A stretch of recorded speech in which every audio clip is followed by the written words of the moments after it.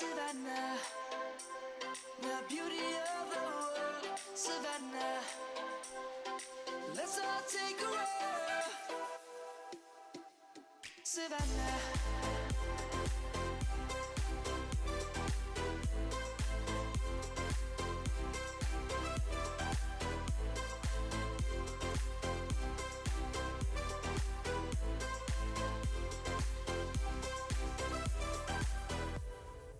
Light is gonna come. The birds have just begun. We will always take a stand for the people, for the land. Let's go back to when we were young.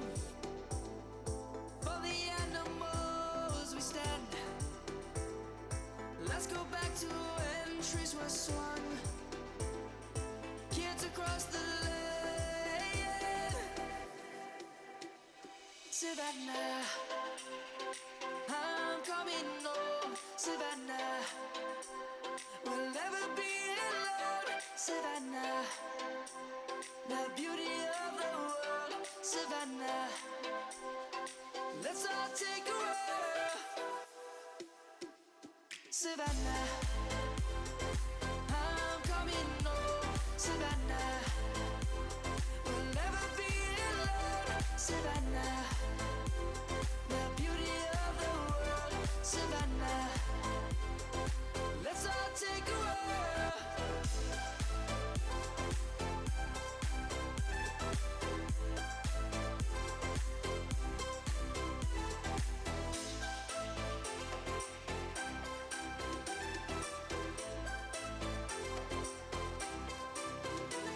Savannah, I'm coming home,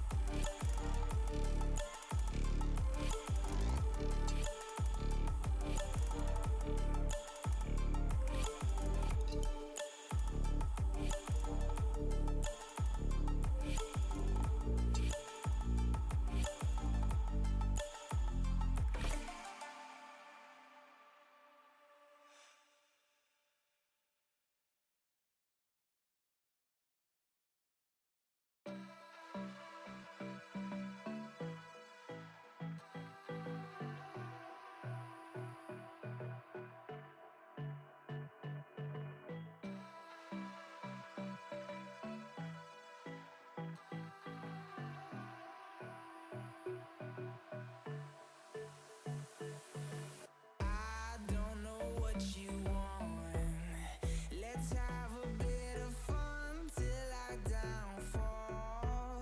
My love, if you feel like I do right now, don't say you're on the run to the other side, my love.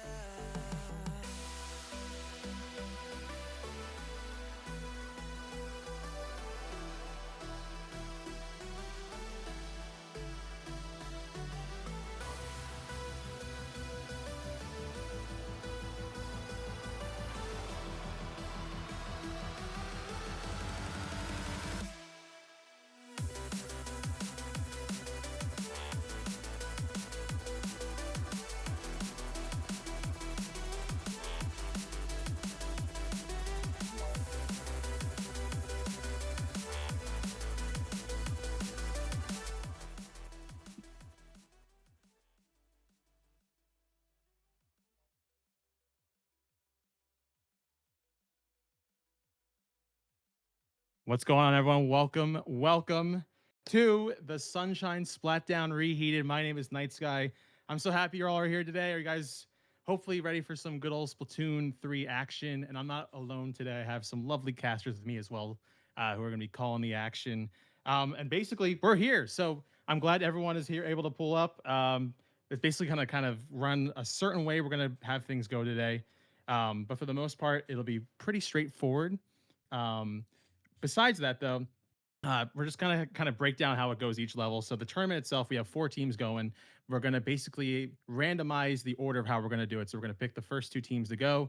Then, of course, the third team will have the fourth team left over from that randomization pick. Besides that, we're, I believe, just kind of gonna go with the motion of how this thing goes. But first off, I want to say to my casters, are you guys excited to be here? Welcome, welcome. Glad to have you. Thank God.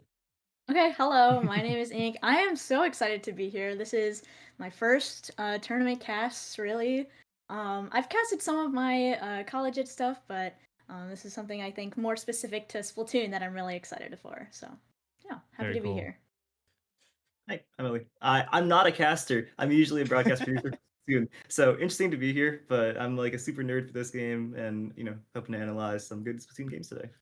Awesome, awesome. Well, I'm glad you guys are here. Of course, we'll have a bunch of matches, obviously, to kind of go through, and we have quite a decent amount of teams or a decent amount of players on this teams for today. A mix and match of skill level of play time, I guess you could call it that as well.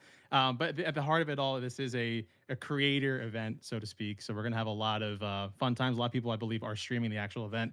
So if you guys, obviously, I didn't see the chat here as well. Appreciate everyone pulling up. And I believe the first order of business is we're going to decide how the matchups will go. But before that, I do want to say this very quickly for the prizing.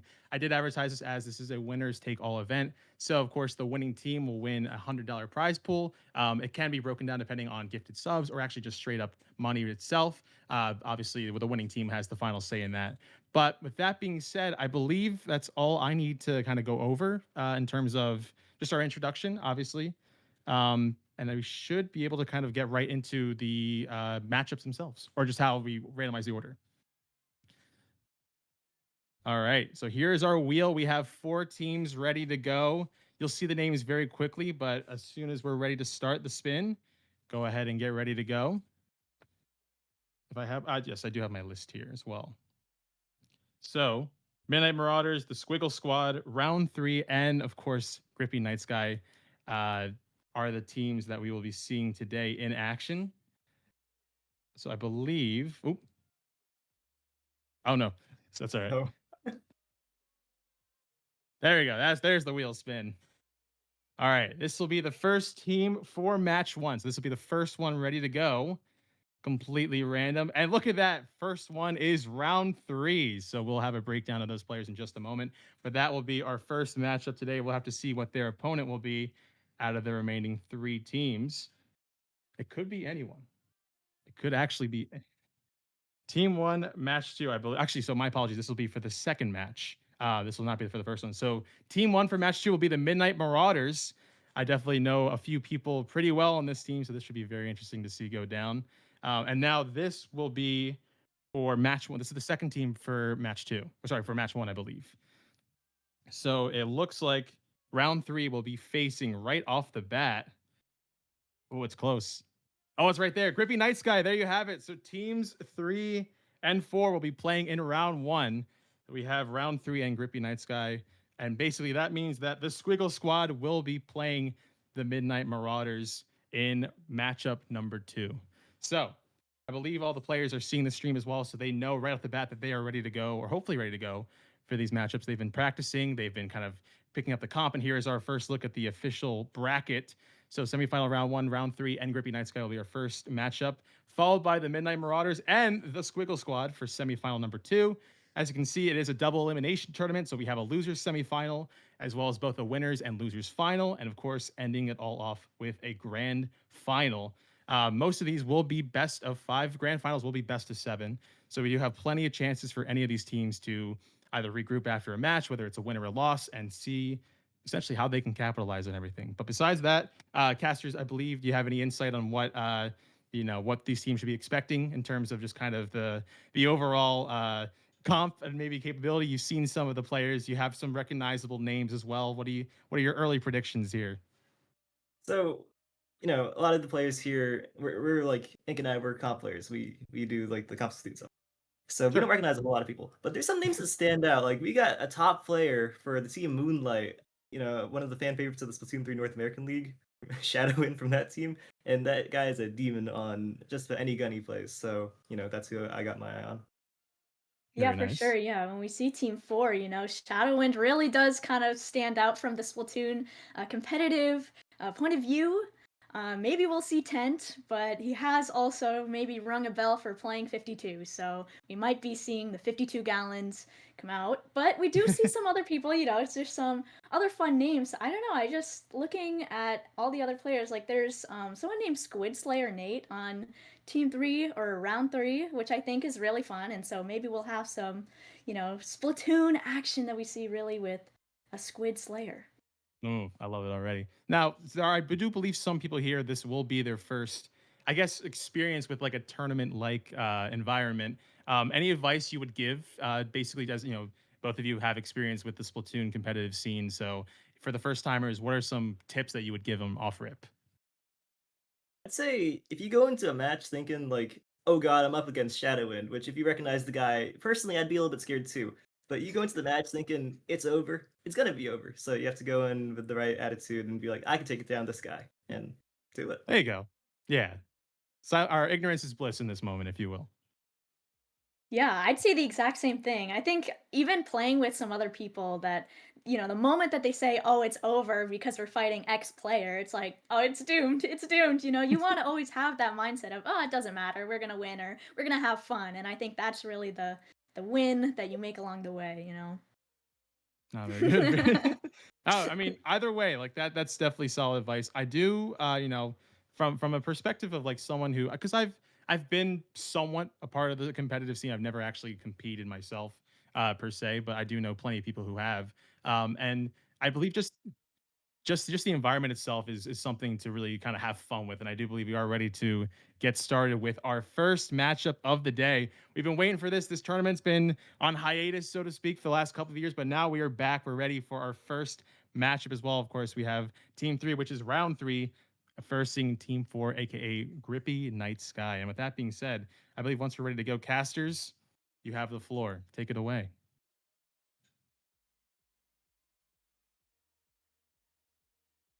The Squiggle Squad, I believe, versus no, hold on, wait, I fumbled the bag immediately. Round 3 versus Grippy Night Grippy Sky. Night Sky, yeah.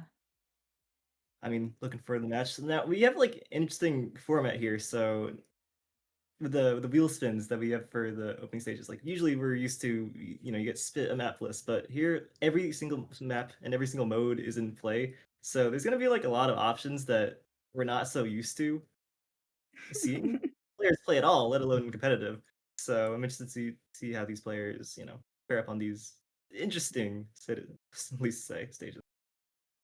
For sure, yeah. If you're a comp Splatoon player, you're really hoping for that zone tag or something really interesting like that.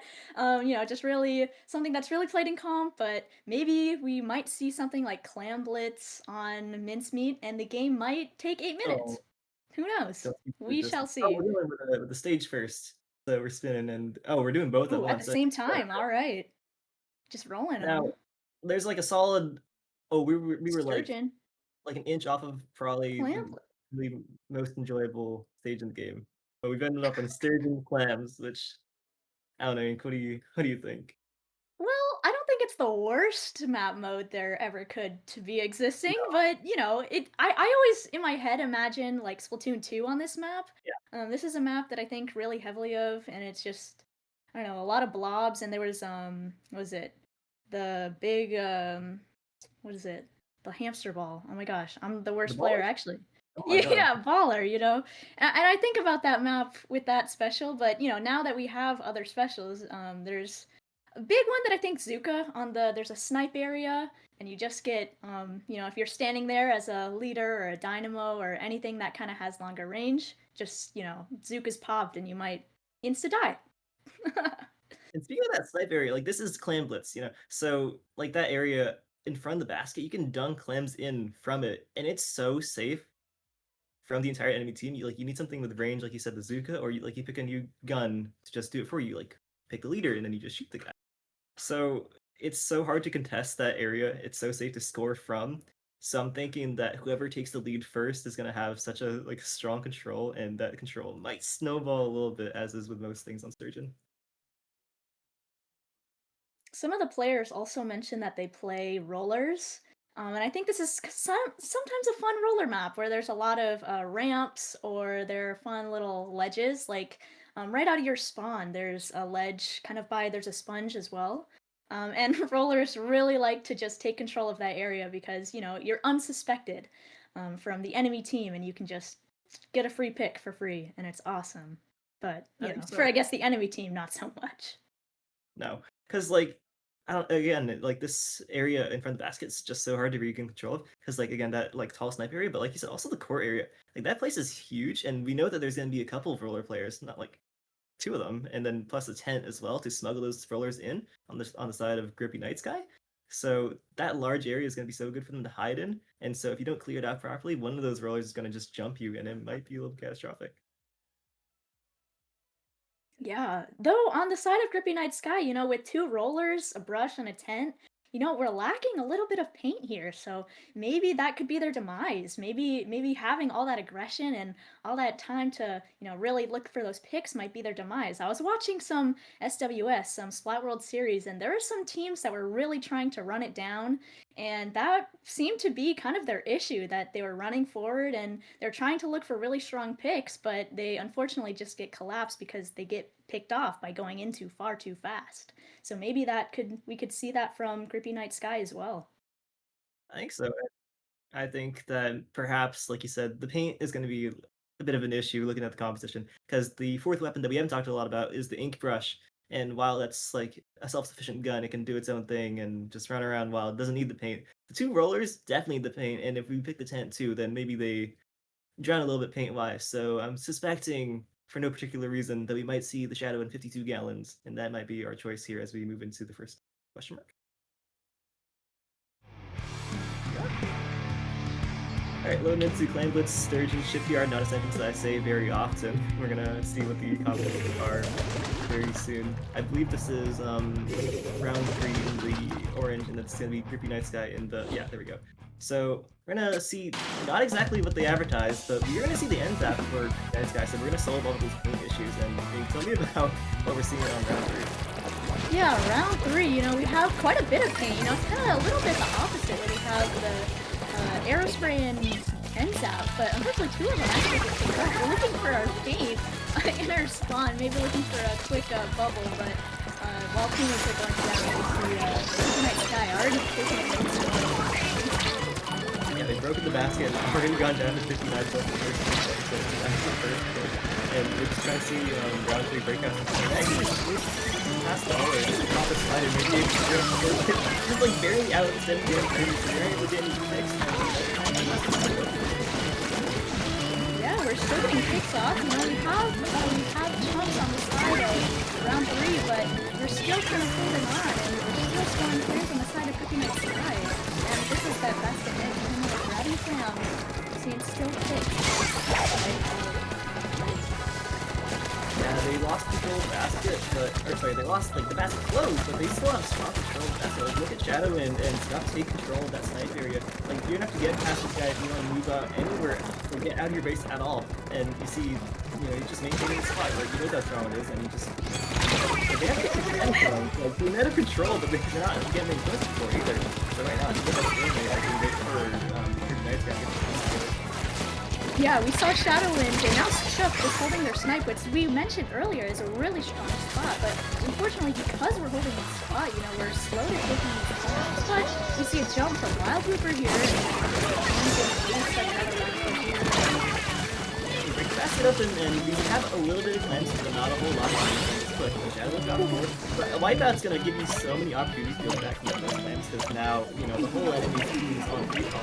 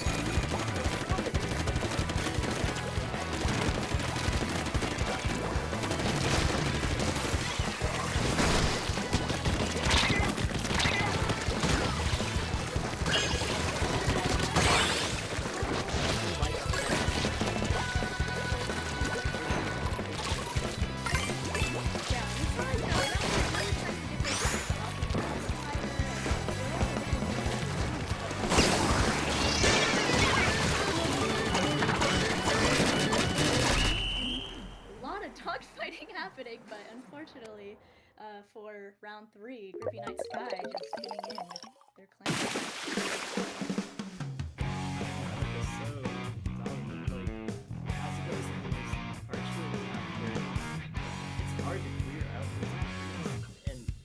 Look who's holding them. Guy that's like really goated on the sticks. So we had some trouble moving out there, and now we're gonna hope that the next map is a little bit kinder, because I think that on more even territory, it'll be more easy to team up, and any player can be taken down if you take that fight as a team. So I'm thinking, or I'm praying at least, that the wheel is a little bit kind.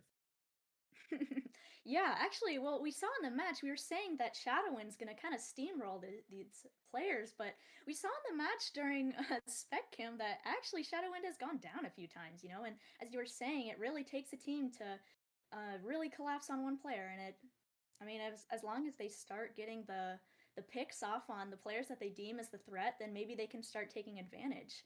I was really thinking with the two paint shooters that round 3 could really, see some awesome special action. As a support shooter myself, I love just spamming specials. It's the best strategy in the game. It's not, but it definitely is. It's my favorite. And we'll see maybe hopefully more from round 3 that they can really get those chumps or sliders out and get those picks off on those players on Groupie Night Sky. See, I think you have a point here, because they have so much paint picking a bunch of support guns. So if they can take down Shadowwind, they can just drown out the other 2 aggressive weapons on Grippy Night Sky. Like, that's a brush and a roller, not exactly self-sufficient, and they're easy to watch as long as you have the paint. So if they're able to take down, I'd say, the tip of the spear being Shadowwind, then they can definitely get some fights going that will go into their favor given the amount of faith they have. Yeah.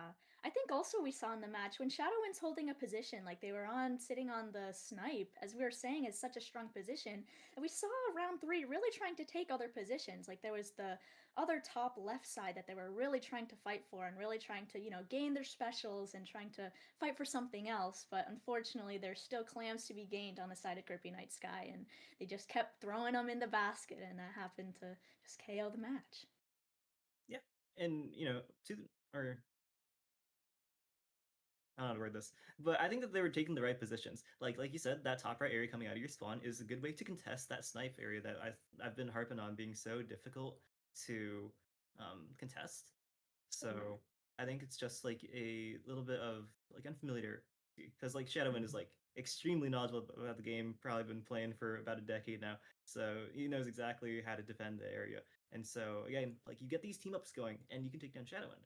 Like I think they were in all the right places, but maybe a little bit mistimed. And so if they get that coordination together, then they have a pretty good shot at this. And I didn't remember now. This is counterpicks, so it is up to round 3 to go to where what stage favors them.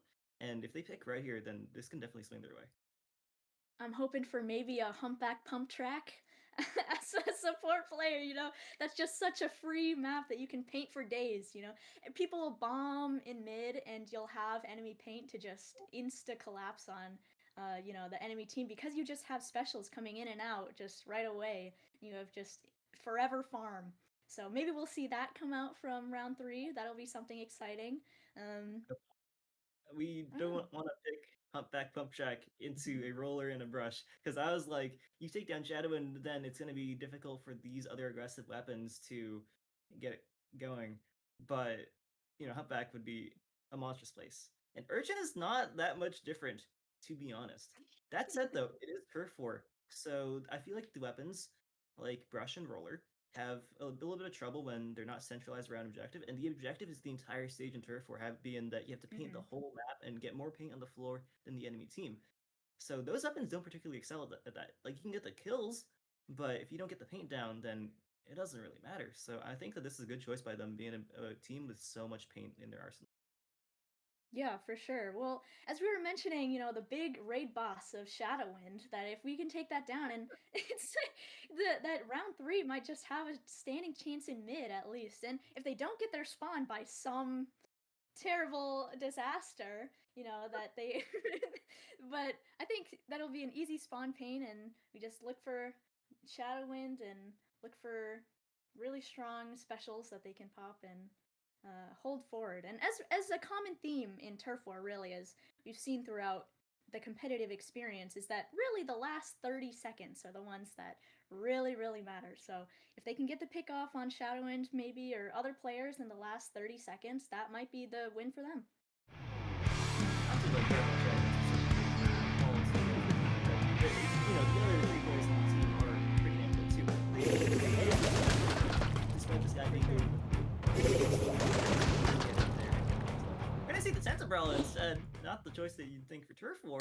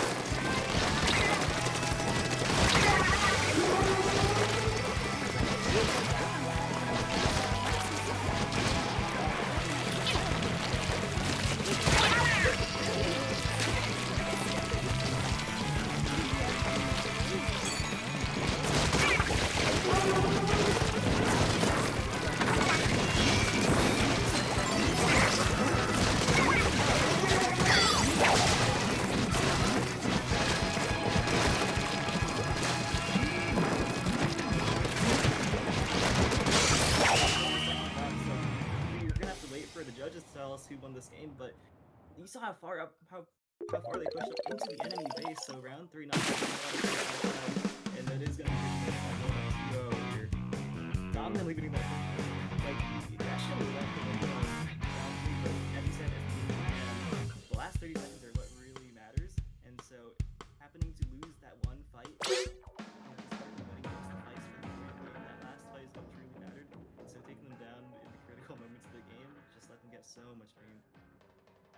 Yeah, it was really unfortunate. We saw Squid Slayer Nate go down after getting that double, and unfortunately, maybe that was the whole team's demise because really they lost a really strong painter, and they lost someone who was really just killing them all. They were just getting all those picks on all the players, and unfortunately, for round 3, that they just couldn't take Grippy Night Sky's aggression, and Grippy Night Sky just running them down, and they win the turf war. As we're mentioning, yeah, the last 30 seconds, getting those picks and being able to take that space forward. If you just hold that space and don't let them get back in, you win the match. Yeah, I mean it's a bit of a gamble to pick, and I think that it might have been the right choice.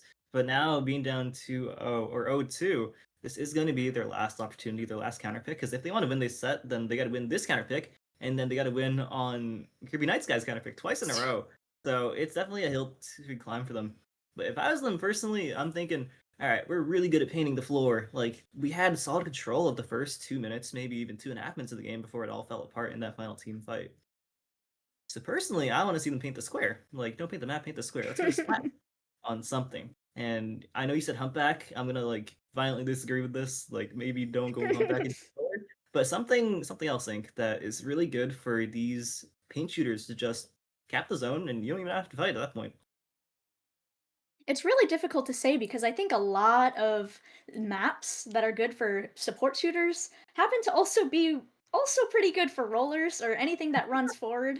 So it's a little bit of a gamble, as we're saying, for round 3 and Grippy Night Sky, where we're saying if round 3 picks a map that favors anything that paints or a mode that favors anything that paints, maybe that map is something that favors Grippy Night Sky instead, and they can just run forward. And as you were saying with your fight against Humpback, I am such a favor for Humpback, okay? But I do get the fight. I do understand Roller and maybe a Tent will kind of just run it down a little bit and get those picks off. But, as we were seeing from Squid Slayer, that if you can just run them down back, maybe you get a hold that space and continue your push, and maybe it doesn't matter that they have strong aggros. So you see the pick come out here, and it is going to be on Mahi Mahi Resort, and it is in fact going to be Splat Zones. So maybe they have the cast on. They're like picking our brains a little bit, and that's the kind of pick that they're going to go to. And I think it's a good stage. Like we ran a community poll recently, and this was voted as the #1 Splat Zone stage in all the video games, according to like 100 of us. So that's it's double-edged sword because when you're making a counter pick, you want to go like, okay, I know what I'm good at, and I can vaguely see what they're bad at. So I want to go somewhere that favors me and definitely doesn't favor them. Now, everyone loves Splat Zone's Mahi, so while it's a good stage objectively, it might not have much of a counterpick favor, and it might just end up being, a tussle of who plays the map better, just because this is what's, again, generally agreed on as the most neutral, the best stage. I can't lie, I'm kind of a hater of Mahi zones. And maybe it's just the support shooter in me that wants to continue fighting for and farming for my special, and there's not a lot of that in the first half of the game. This is an interesting stage because the map changes in the middle. After you tick down, I think to 60 points, the map will start changing, and you gain more space and more map to paint. But a lot of your spawn just isn't really super. Once you paint it, a lot of times, you don't have more paint to go in, so it's a little difficult to continue getting those specials out as we were seeing from round 3 in the last match. So maybe we will see less specials and more just dogfighting and more trying to get those picks straight up. But like you said, the stage doesn't have all that much space until the 60-point mark. And so as we jump into this game now, you're saying they should do some dogfighting instead of painting for specials, but since there isn't space to paint for special, there also isn't very much space to fight, so it gets dangerous. And especially if they bring out that Tent Umbrella again. No, we're choosing to bring out the Squiffer. So I was gonna say the Tent Umbrella, being that 700 HP shield, can like claim a lot of space, but also look out for that laser. This is a mid-line weapon that can just one-shot you if you're not too careful. Nice. Yeah, 2 already going down on the side of round 3, and we might see another pick. We're looking for one here, and we get the look on the jump, and we get it on the side of Grippy Night Sky, and that's a delayed wipe to round 3, and we see Grippy Night Sky just moving space forward here, and continuing their roll here. The roller on a roll, continuing to get their picks. Looking for Bubble, holding the left side, a really strong position for roller, and so maybe we'll see him continue. Tried trick shot? Trying to 360. Also, And the like, roller goes down. shout out Wild Looper, by the way. Like, I don't think they've went down this whole sequence, but they've gotten at least like 8 or 9 kills, and they're still going. Like right now, we're down to the 40-point mark. So if they don't manage to retake the zone, then this could be a knockout in the first like minute and a half of the game. Like there's only about 30 ticks left, and they don't really have special weapons at the ready besides those chumps. So they gotta move in like pretty much now. Right? Yeah, we have to see the chumps come out, Nintendo really trying to get in here, but 2 of their teammates go down, so we'll maybe see something. A slider comes out from Squid and gets a pick off on Scuff. So we're trying to paint zone here, we're looking for a teammate to help paint, but no one's on the square! Unfortunately for Squid, it goes down. With Grippy Night Sky continuing their reign, and it's a quick knockout in a minute and a half. Yeah, I mean, I guess they want to go home early, so you're gonna pack this one up quick. You make it a 3-0. It's gonna dance them over to the winners finals of this bracket, sending round 3 down to the loser semifinals. So again, this is a double elimination. They're not out yet, but that is gonna be Grippy Night Sky advancing here, winning the set and moving forwards. So yeah, I mean, I suppose that means we're gonna jump down to the other side of the bracket, but that's a taste of what's to come. And I'm wondering what team can square up to Grippy Night Sky. Because Yeah, like they had such a strong aggression. we saw a lot of Wild Whipper in that game 3. Like we'd been harping on Shadowin a lot, but it was the roller that was just like mauling them. I can't even lie. Like they rolled over there, a few guys. Yeah, they were just, had all the right positions and all in the right time.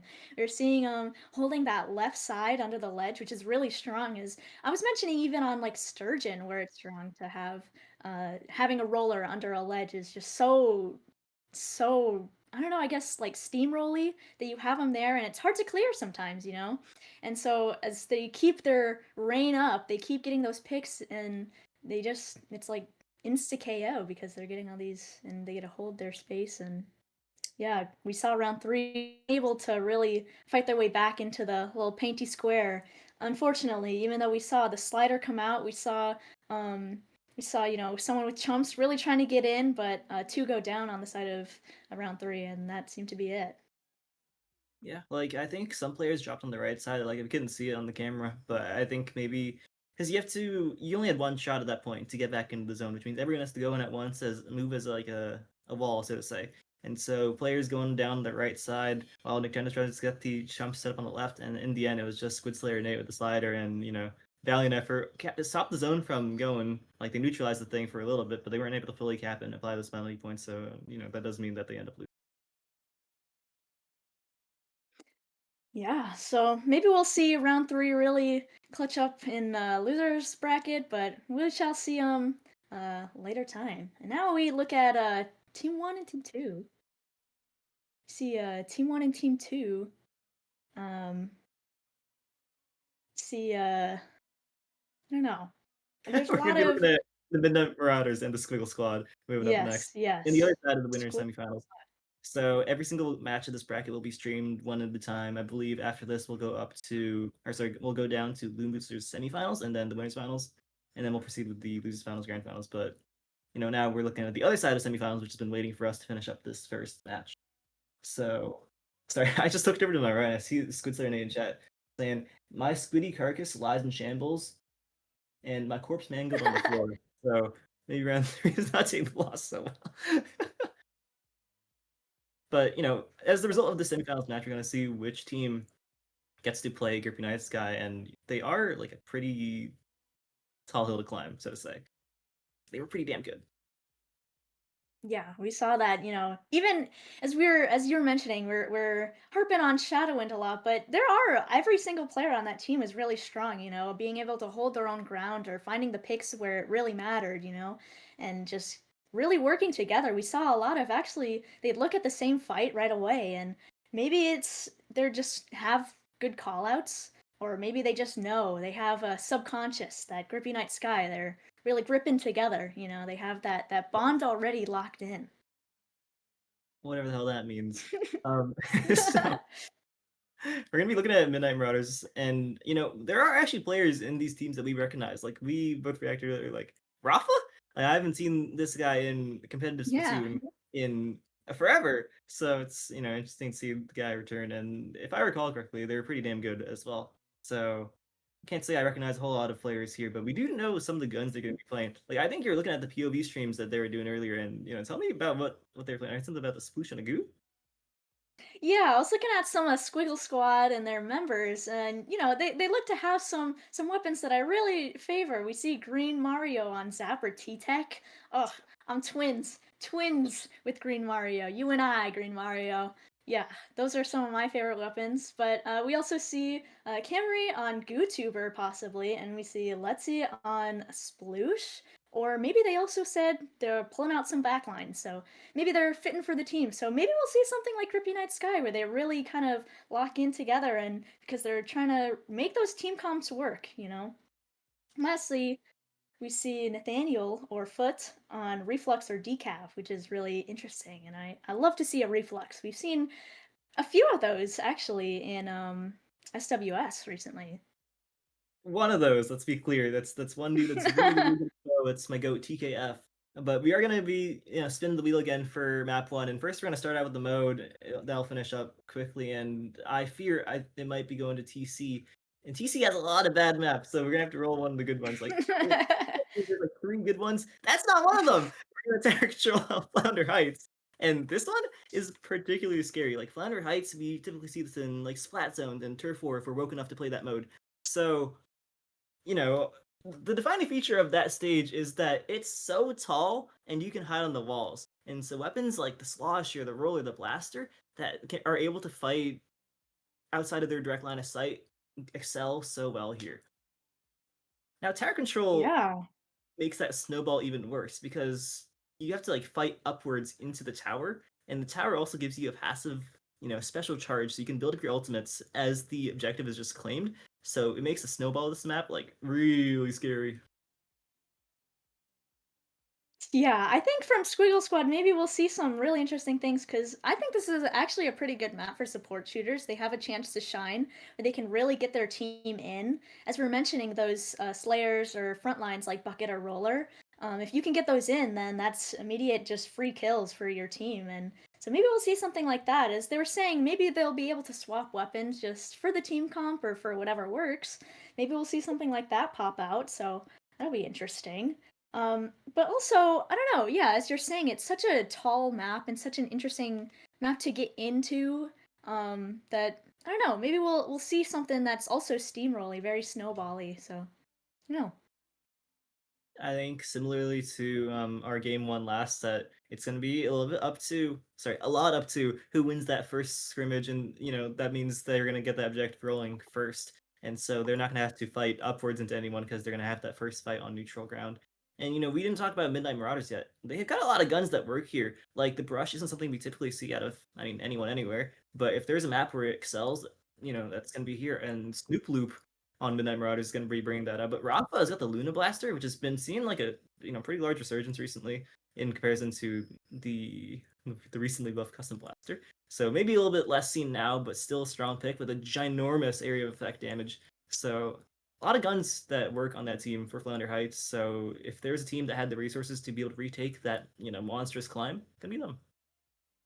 And maybe not even just Flounder, but also Tower in general. Like as you were mentioning, Rafa on the Luna, super strong on Tower because you don't even have to aim at the people on the tower. You just aim around it and boom, you get the pick. So, and maybe as we're saying with Brush or anything like that, that they can really collapse on those fights with that AoE where we just fall off on the people below them or above them even. Maybe we'll have to see Midnight Marauders and their fight against Squiggle Squad. I don't know as well. This team doesn't have like, unless they like straight up lie to us and pick other guns that they don't list, like Kirby Knight's guy. They have got 4 aggressive weapons, so they don't have that support shooter, much to your dismay, nor a backline that oh my god, terrible. That Skill Squad has. So we're gonna see how these competitions work out because while 4 aggressive weapons is, well, I mean, shoot them. They also don't have that stability of a support shooter being the anchor or an actual anchor.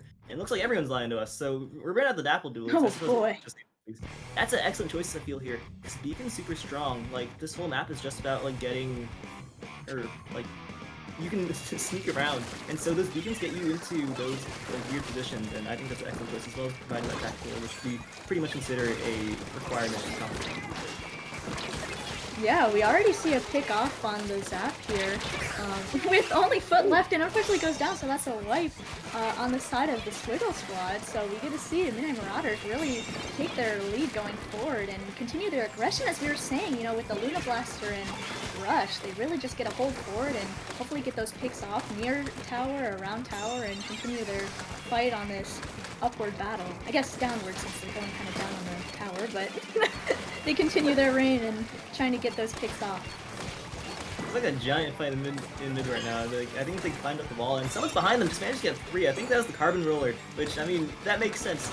We got a patch like 2 days ago that made this gun like super broken, and so, you know, they're on a tear with it right now. I think they just got 3 picks and they've probably breaking now trying to get a 4th, but with the help of the teammates, they're able to close that out. And so we were worried about, can they retake after that first push? And it's just, yeah, with the power of the Carbon Roller, they can get things going. And despite that though, we are still losing players, trickling a little bit, trying to get like secure control of mid, but in the end, the scrim does end up going over to the side of Midnight Marauders.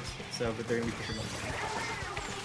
Yeah, we saw quite a little dogfight in mid where we're seeing just picks and after picks, and it seems that Midnight Marauders continue to get those picks first and hold the ramp here. And we see also Silly Bones. They've been kind of a terrorizer a little bit here. They've been dodging Booyah Bombs, getting picks, getting cooler, and just kind of starting to hold that ground. And now they're riding tower, so they're going to be really the tower princess that holds the ground for their team.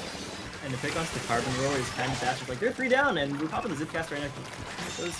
Right now, this is the final checkpoint. Like, this is at a part of the stage that's like really scary. We actually pick up the Moon Blast, which is great, so they aren't able to camp the ledges anymore. And they are 2 down, so Cameron can pick up some picks here. This man's hit the flick too, so it's only 1 player alive, that being the Octobrush jumping in now. So they pretty much cleared them out. We just gotta get Snoop out of there, managed to get that pick. So we finally cleared them out fully, stopping the push at 18.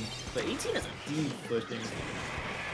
Yeah, for sure. So now we have to see the Squiggle Squad really trying to get those picks back onto Midnight Marauders, but they're still going down on the side of Squiggle Squad. Even though they're really trying to fight back here, but it seems that Midnight Marauders actually are going down. Green Mario getting that pick off on Silly Bones here, and they're trying to get back in here, and we might see the push starting from the Squiggle Squad onto Midnight Marauders.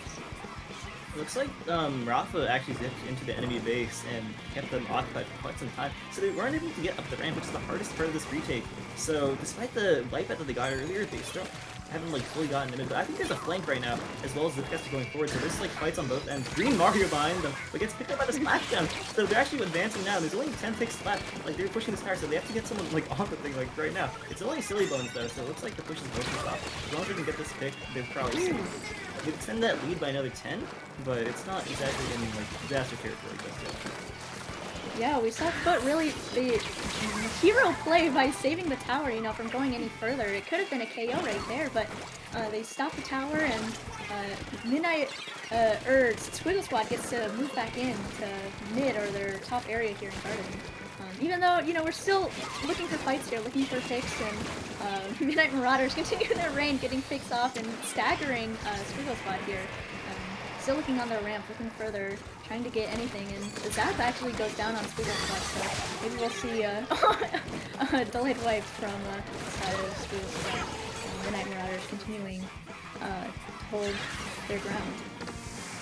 I mean, looks like the Nautilus ends up sneaking by and starts pushing that tower a little bit, which is like a bit unconventional. Like, I suppose it extends the path with Paris to move further for them to get that knockout, but it doesn't mean that they're able to disconnect from the team. It feels like it's like they've been taking the right fights. Like Camry's been leading the charge here and managing to get these picks, like winning engagements. Like I would die for like 5 times there.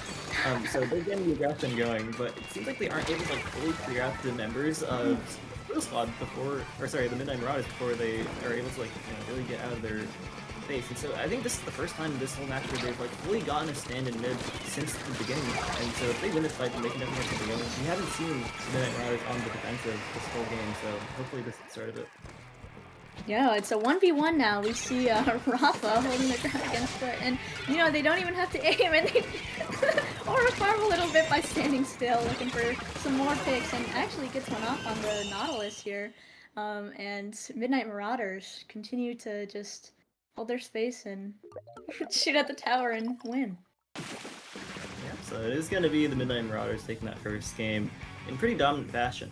Like, I don't know, it's so strange to me because the School Squad was taking good fights. It wasn't like they weren't able to even touch the Midnight Marauders. Like, they were able to win those engagements, but they weren't able to fully win those engagements. And so, like, there would be parts of the fight still continuing their base as they advanced forward, and so they'd get collapsed on from two sides, and so then it'd fall apart. And Midnight Marauders were, like, they had the right idea of just back up a little bit. Like, don't fully commit to that fight. Maybe they they go down to one person stays and keeps their attention far away while everyone goes on the recall. And so they just kept that pressure up, and they only let go of that pressure, or were forced to let go of that pressure near the very end of the game. And by then, it was far too late for them to get that push going. Yeah, as you're saying, they're getting the right picks, but maybe not a conjoined time where, they're fighting for one thing, but maybe there's one guy behind, and unfortunately, the whole push doesn't exactly get a layout the way that it wanted to.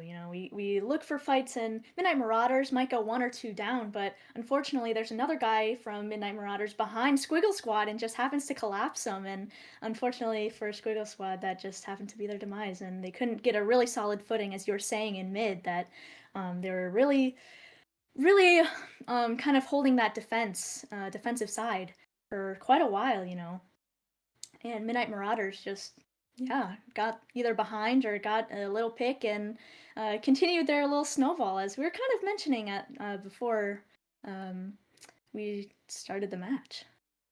Hey, I want to say nothing a little bit about that snowball. They got all the way down to 8, which is one hell of a push coming out of Midnight Marauders. So now we're going to see where they counter pick them too. Again, they get to pick the mode and the stage moving forwards, or rather, the loser does. So we're wondering what favors the composition of the School Squad. Like, despite sorry,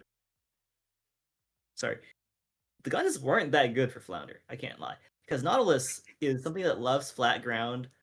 Reflux is like a slot machine where you kind of like just have to hit the shot. Like we were talking about Rafa and Luna Blaster, how you didn't have to aim exactly where you want the kill to go. The Reflux demands precision, and so on a map where you have to like calculate the trajectory of your shot and hit them over the head with a bow, not exactly ideal. So in spite of that, I'd say like that map heavily favored the composition of Midnight Marauders, but the School Squad did pretty damn good, especially with that debuff too. So now I'm wondering what stage is good for what they've got. Here we go. We're back on Sturgeon, but we're this time on Splat Zones. Maybe we'll see something like the slider reflex come out. Who knows? But yeah, we saw also in the match before, we saw Camry really kind of pushing up with the brush and starting the push forward, the charge for Squiggle Squad. So maybe we'll see something like that happen on Sturgeon here. As we mentioned in the previous match, that holding that snipe area is really strong. So maybe we'll see Camry with those zips. Look for something on snipe and get picks off, and maybe Squiggle Squad can hold their ground this way. I think it's an interesting pick, actually. You're right. I'd like to see the reflex go. I think the slider going cross zone can catch people so off guard, and also the slider really loves ledges. Not in okay, like if there's like a small ledge or like a cushion that you can hide behind, absolutely hate it. But that's missing here. What it has are like tall vertical ledges that you can just drop down. So what you can do is you can start up the car, and then you can just like car bomb them from across the ledge. Like you just shoot the slider over the ledge, get off it, and then it explodes everyone that's hiding underneath the ledge waiting to jump you. So I think if they're able to get an advantage position, then that slider could be really damn good. But also, it's just zones. Like, we're not in the meta we used to be, where the slider can just cap the whole zone, but it does still apply a lot of paint for the cheap cost of nothing on, especially the reflux, one that can crap out specials really, really quick. So we're gonna see if any competitions come out. Talked a lot about slider. We're not gonna see the slider actually. My bad for lying. We're gonna see the Viper Deco, which I actually like this. I think that with so many aggressive weapons that are so hard to keep track of, having a global special that can tell you where everyone is, choice. For sure, yeah. Hopefully we'll see kind of also from Squeal Squad, we see it, they're kind of, we really want to see the Nautilus get those picks off. It's really strong and has strong DPS, but the Zap goes down, and I was about to say, Zap really has to start painting for the Nautilus, but with the Zap down, we might be a little low on paint, which is what you really need for zones. And one thing I want to note is that Camry, who was like go carbon roller earlier, did swap over to Blaster, which is one of the strongest guns in the game right now. So we're gonna see, if that's like a super buff or if it's, maybe just a card. So choosing a very different aggressive core, and it is not exactly going their way this time. They are in control of the zone. They've just neutralized it. Now it's fully there, applying penalty at 36 over to the side of Midnight Marauders. So we're seeing them in an advantage state for the first time this set, and we're gonna see how they manage to maintain this. Yeah, we're looking for Midnight Marauders here. We got Snoop on the zip. We get one pick here, and we're looking for more, but their spawn is camped. So unfortunately they go down, and another jump looking to be camped here by Green Mario, and they get the pick. And another still looking for fight here, but unfortunately goes down. So we'll see. We have the Squiggle Squad in control of the zone, looking for another pick here off on Julie's. And having to go down as well. So we get to see Squiggle Squad, as we were saying, they hold that space forward and continue their reign, really holding space. And here they're looking for Snipe, looking forward. We have Rafa also looking for Snipe, though, and gets the pick off on Jude here. They're looking for another strong play here in mid, but unfortunately goes down when they pops it. Wait, the game to be there is like in that whole skirmish, they didn't once cap the zone. They might have neutralized it, but right now they've never applied the penalty points, so the points are still going. There's only 20 ticks left, and so they've got the Zipcaster now, which is what they're going to use to try to get into the zone. But if they don't get some picks off it, then it could be disastrous. And they're down 3. It's just Rafa alive. So there's only 8 ticks remaining, and Rafa's on the recall, and so they're gonna have to get the paint down to the square, but they're not able to. So that does mean that the Squiggle Squad does actually take this game and wins on their counter pick of Sturgeon Zones.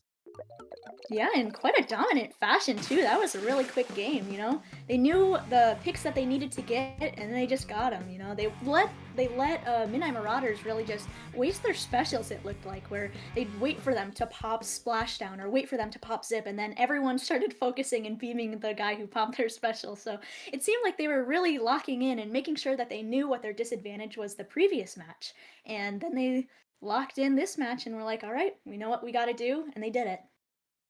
Yeah, I think that was a great counter pick out of them. Like, it was a bit rocky in the start, but once they got that lockout going, they had all the right guns to lock them out because, like we've been saying, there is 4 aggressive weapons, 4 short-range aggressive weapons on the side of Midnight Marauders, and so they love that advantage state, but they don't really have the resources to force a re-entry, and so that kind of showed here. Sturgeon Zones being typically snowbally map, and, I mean, damn, did it snowball. So in that entire hold by the Squiggle Squad, they never lost control. Like, they might have gotten neutralized a little bit, but they backed up, got their resources together, got their footing together, and just took the fight together. And then they end up holding the zone throughout all that. Yeah, I was gonna mention the fight together where, sometimes you'll see where people just try and go in for a really greedy pick, but they waited. We saw Squiggle Squad, when they started getting picked off, that they'd wait for their team and wait to get that special back, and then they had a stronger push together when they all gotta go in and look for the same guys or look for a fight, a conjoined fight where they gotta really show what they were made of. Yeah, I mean, it's their counter pick, and I mean, I see why they picked Yeah. it. They had a plan, they executed it, and it was pretty damn good. So now we're wondering where the Midnight Marauders are going to go to, and short range. Oh God! All right, so we have our selection, and I'll wait for it to come up here. But I've been thinking short range map that really loves fighting, really loves verticality, favoring the brush and the Luna Blaster, and especially the newly buffed Splashdown from the Unparried Dualies as well. And maps that like beacons. So like, Hammerhead, Manta, and things of that sort, all favor this team composition. And, they end up going to Rainmaker Manta Maria, probably the most aggressive and snowbally map, I'd say. Yeah, I personally, this map is so scary to fight if you're against really aggressive weapons, because they, as we're saying, it's just so snowbally. Once you get those picks, you just, they start running forward, and what can you do? All you can do is just kind of wait for them to come to you. Hopefully you get the pick off on them first, but there's just a lot of positions that as you were mentioning with beacons and stuff, that you can just jump to and get right back into the fight and right back into the fray, that you just, what do you do against that? They can be placed in so many different areas too. This is one of the few maps in Splatoon 3 that have really strong flanks, actually, that you can get behind them, and it's pretty inconspicuous, I guess. If you miss the one person going around, then I guess you don't know they're behind, and they can get the free picks off on you, and that's your end of your push. And like the beacons, like they're good just about everywhere. But they're especially good here because there's so many ledges, which is so atypical of Splatoon 3, by the way. Fire the map designers.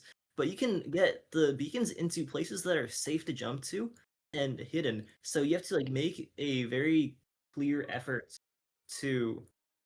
Sorry, there's like a loud beeping outside. I live next to a construction site. I got distracted. You have to like really search for those beacons. Otherwise, they're just gonna be in your walls, and they're gonna just jump behind you and take the fights from two fronts, and you have to turn around and then take your attention off the guy in front of you, and then now you're split, and they just collapse on you, and it's over. Yeah, so maybe we'll see that come out from Midnight Marauders, where they're just placing beacons and going around and taking the fights, and hopefully this map favors them, as well, they chose it, so they know what they're doing. They have a plan, just like Squiggle Squad had last round, so we shall see. Yeah, we're gonna see who wins the pop here. I mean, on the side of Squid Squad, they do have that Splatana Viper, which has an especially high object damage. They got two dualies, like especially the dualies, they can straight up like beam that Rainmaker shield. And so, I mean, it looks like they already did. Like, I didn't even get to see what's going to happen. So, it is gonna be the Midnight Marauders to get that first break, and they're gonna grab the Rainmaker melee. It gets picked up by something, I don't know what, but it's a pretty scrappy opening now with people fighting just about everywhere.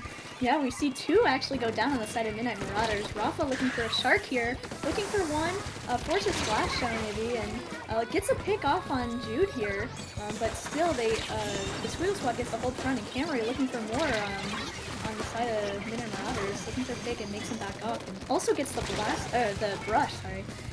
But two go down also on the side of Midnight Marauders, so now we see Squeal Squad looking to go forward on that check. Super important is this area to clear that Rafa's playing now. This is going to be called the bunker, and so this bunker area is such a strong area to defend from. But not if you don't look at the fish, so they end up dunking that first checkpoint, and now that means when they move forward, they're going to be able to just do so unimpeded, no longer having to stop for that checkpoint. So excellent play coming out of the Skill Squad, securing that in the first minute and 15, and it's going to set them up pretty nicely for the rest of the time. Yeah, and we see, Midnight Marauders doing a good defense, though. We had Rafa, Rafa in such a strong position there that they get two picks, both the cleaning up on Rain and the guy flanking, too, as we were mentioning. But we see also Midnight Marauders looking for that, checkpoint, and unfortunately one falls off the map. The starters just behind. I'm trying to fight for this pop, and it's like really contested right now, but someone goes behind. I think that was a Snoop gets behind, gets like 3 picks. He's gonna take down all the pressure on the shield, let them break the checkpoint. Now this is really disastrous. They have the pool already, but they don't have the Splashdown, so they are able to just run this fish forward and just splash him to clear the way. So they're down to 20 points already. They haven't even used Splashdown yet, but the Splashdown can get this re-pop the shield, but not to go down. So something happened over there, but they end up going 3 down. But 17 is like a push where you're like, okay, I feel pretty dang safe. I can just defend this fish for the rest of the game. Ooh, and a Splashdown comes out from Midnight Marauders, and they still continue their picks. Here, they're really holding this face forward, and it might even continue to snowball here. They're still getting those picks off here. Rafa getting another pick. And yeah, as we were saying, sometimes you can just play defense when you get it to 17, especially on Manta, because the drop is so big. Like, that gains you so many points, and it's really hard to even get to that drop. And so you might see Midnight Marauders continue to just hold that space forward and not exactly look for super strong run forward fights, but I lie, because 3 actually go down on the side of Squiggle Squad, and they're holding that checkpoint, but someone has to pick up Rain. Oh, but from the top room. The blaster just gets through Camry from behind, drops a big bumper, and takes down the last. So that's gonna be a full wipeout. I was talking about like a safe push you feel confident with. How about a push to 1? So the only way to secure this game and grab it away from the Midnight Marauders is going to be to knock it out entirely. But their recall is so fast because those beacons. They had a beacon in that bunker area, which just allows them to just jump right in and get a full wipeout. So now they're gonna be able to run this fish all the way down to the first check or the last checkpoint. Like Camry's here to stop them from running forward, but you know they're back in a really dangerous area. Like after this fight, if Splatdown manages to win it out, which it looks like they do, getting the 3-point fix, they have to grab his beacon so that you know Noob can't just jump in and do the same damage they've been doing. Yeah, and we see them, as you're mentioning, they're all jump back in on the side of Midnight Marauders, so maybe we'll see them trying to look for more picks for more fights here, as it seems to be working for them. You know, they're getting all these fights and it works for them, and they get to continue holding their, as we're saying, this really snowball push that they had. And this is the first time really since the beginning of the match that we've seen the Trio Squad back in mid, but there's still people behind them and getting picks. So now we see Midnight Marauders looking to go forward once again. 2 picks down on the side, 3 down on the side of Trio Squad, and now we have Rafa, one of their leading players here, just shooting in all the right spots and whatnot, just picking up rain and looking to continue holding their foot. Yeah, so now there's only 30 more seconds, which is not a lot of time if you have to get a whole knockout. But gonna have to start with the right defense. And you don't know where to look. Like they're so in your walls. Like they were in it right now, so you can look faster. Like this Kabaga and you try to do gets taken down by the slash, the excellent slash from Jude. So they're gonna be able to pick up the brain now. But we gotta get the fish like out of here. Like you were still in your base, so we have to like make sure to get past this like onslaught of Midnight Marauders. But right now they've got 2 picks. But the Zipcaster from Rafa gets some damage onto Jude and doesn't manage to get the pick before the pick expires. So we are gonna have an overtime here, Hank. Yeah, we do see Midnight Marauders. We see them looking for a flank here, actually. But now they're just looking bunker, and we're kind of forcing our streak here, and there's still just a little dogfight. But the side of Midnight Marauders 3 go down, so now we get to see Squiggle Squad finally back in mid and finally being able to maybe move past that checkpoint point, so we see them go further. And another pick off on Midnight Marauders, so we get to see another pick off. So maybe this is the demise of them to really hold forward. And Rafa looking for a hero play and gets the pick off before they can dunk the Rainmaker. Wow. What a tense overtime that was from the Squiggle Squad. They almost got it down to that final checkpoint. But that last push from the Midnight Marauders, extending it from 18 to 1, that's what sealed the game for them. Because if they managed to stick that landing, that would have put them at, like, what, 15? And so that would have been the game. It was so close for the Squiggle Squad, but they just barely don't manage to close it out on what was the Midnight Marauders counterpick, by the way. So they wanted to go there, and in spite of that, they still managed to do pretty damn good on what was supposed to be favored against them. Like, I feel like they suffered the same issue as they did with the match on Flounder, where they were unable to like fully clear the way forward, and so they were taking fights in their own base. But they were able to win those fights. They just had to move forward with a little bit more speed and clear out those beacons, and then they can get this going. Yeah, as you're saying, they with the really strong front lines, it's like you just really have to continue getting those fights in and making sure that they stay dead. Holding it forward and making sure that the other team can't get in, and that seems to be what they did. There's always one behind. It seems like a little bit like a flashback, as you're saying, from the first match, where it just wasn't super succinct fights from Squiggle Squad, where they'd have maybe 1 or 2 down, and they try and hold forward and get those picks off back on Midnight Marauders, but they can't quite finish it out, and just trades going off and on, and Midnight Marauders just holding their ground further because of their aggression that they get a hold. Yeah, I feel like the star play there is most certainly the Dapple Dualies. Like, without the beacons, they can't recall in that speed, in that manner. And so the relentless aggression that they've been putting on is only because even though they fully wipe out, like, the Split Squad did get several wipeouts onto them. Like, they were fully dead, but they were never, like, they were fully dead, but it didn't matter because they just got right back in because of those beacons. And so they would just reposition to where they just were, and the Split Squad didn't move up the fastest way possible, so they just weren't able to take a fight on their own terms the whole game. And so now the pick comes out. The pick goes to Squiggle Squad, wondering where they're going to go to. And we've been talking about the dichotomy of the team compositions, where the Midnight Marauders are so close range, so aggressive, and you want somewhere a lot longer. And Hammerhead, I mean, that's about as long as it gets, no? Yeah, yeah. So, maybe they're running down Strat and in such a hallway map too that you can see where everything's happening, that it might be their demise having all these front lines. But as we were saying with their last match, maybe it could also be to their benefit, as with the Dapple dualies, they can just continue jumping in on such a long map and it takes such a long time to get back into mid. So maybe if you have beacons in the right spots that they can get back, but who knows? Yeah, maybe we'll see Squiggle Squad because they have longer range weapons that they can really maybe punish Midnight Marauders here for going. I just want to note this is a really strong beacon map as well. Like because Hmm. it's so long, it's hard to clear out the beacons because you have to like run a whole marathon to get to them. So, that while this is a stage where you would think of longer weapons, you can still close the distance for relative ease thanks to the Dapple Dualies and the beacons, which I will harp on for the rest of the set. But I think that this is a pretty neutral stage in spite of how, you would think it benefits a longer range composition being the Nautilus and the Viper, which, the fights do to an extent. But it does mean that the Midnight Marauders still have a pretty good, foot in this map just because of the way it's laid out. And no changes on their composition. They're still going to keep the double zip caster. And we're going to see a heavy splatling and a reflux. Now, I usually go like, what the hell when I see a reflux, but this is the Goat Turf 4 weapon. It can crap out so much paint, so it's definitely an excellent choice coming out of foot. Now, the one I will like have my eyes like pop out of my head at looking at is the YouTuber. And I know you saw this one earlier and tell us about it. Yeah, I saw YouTuber and I'm thinking maybe there's something good that can come out of it. And maybe, with the longer hold charge, this is the one specialty that comes out of YouTuber, they get a pick because maybe if you think about it, YouTuber, the long hold charge, it just works, it works for them. It's a really good weapon when it wants to be.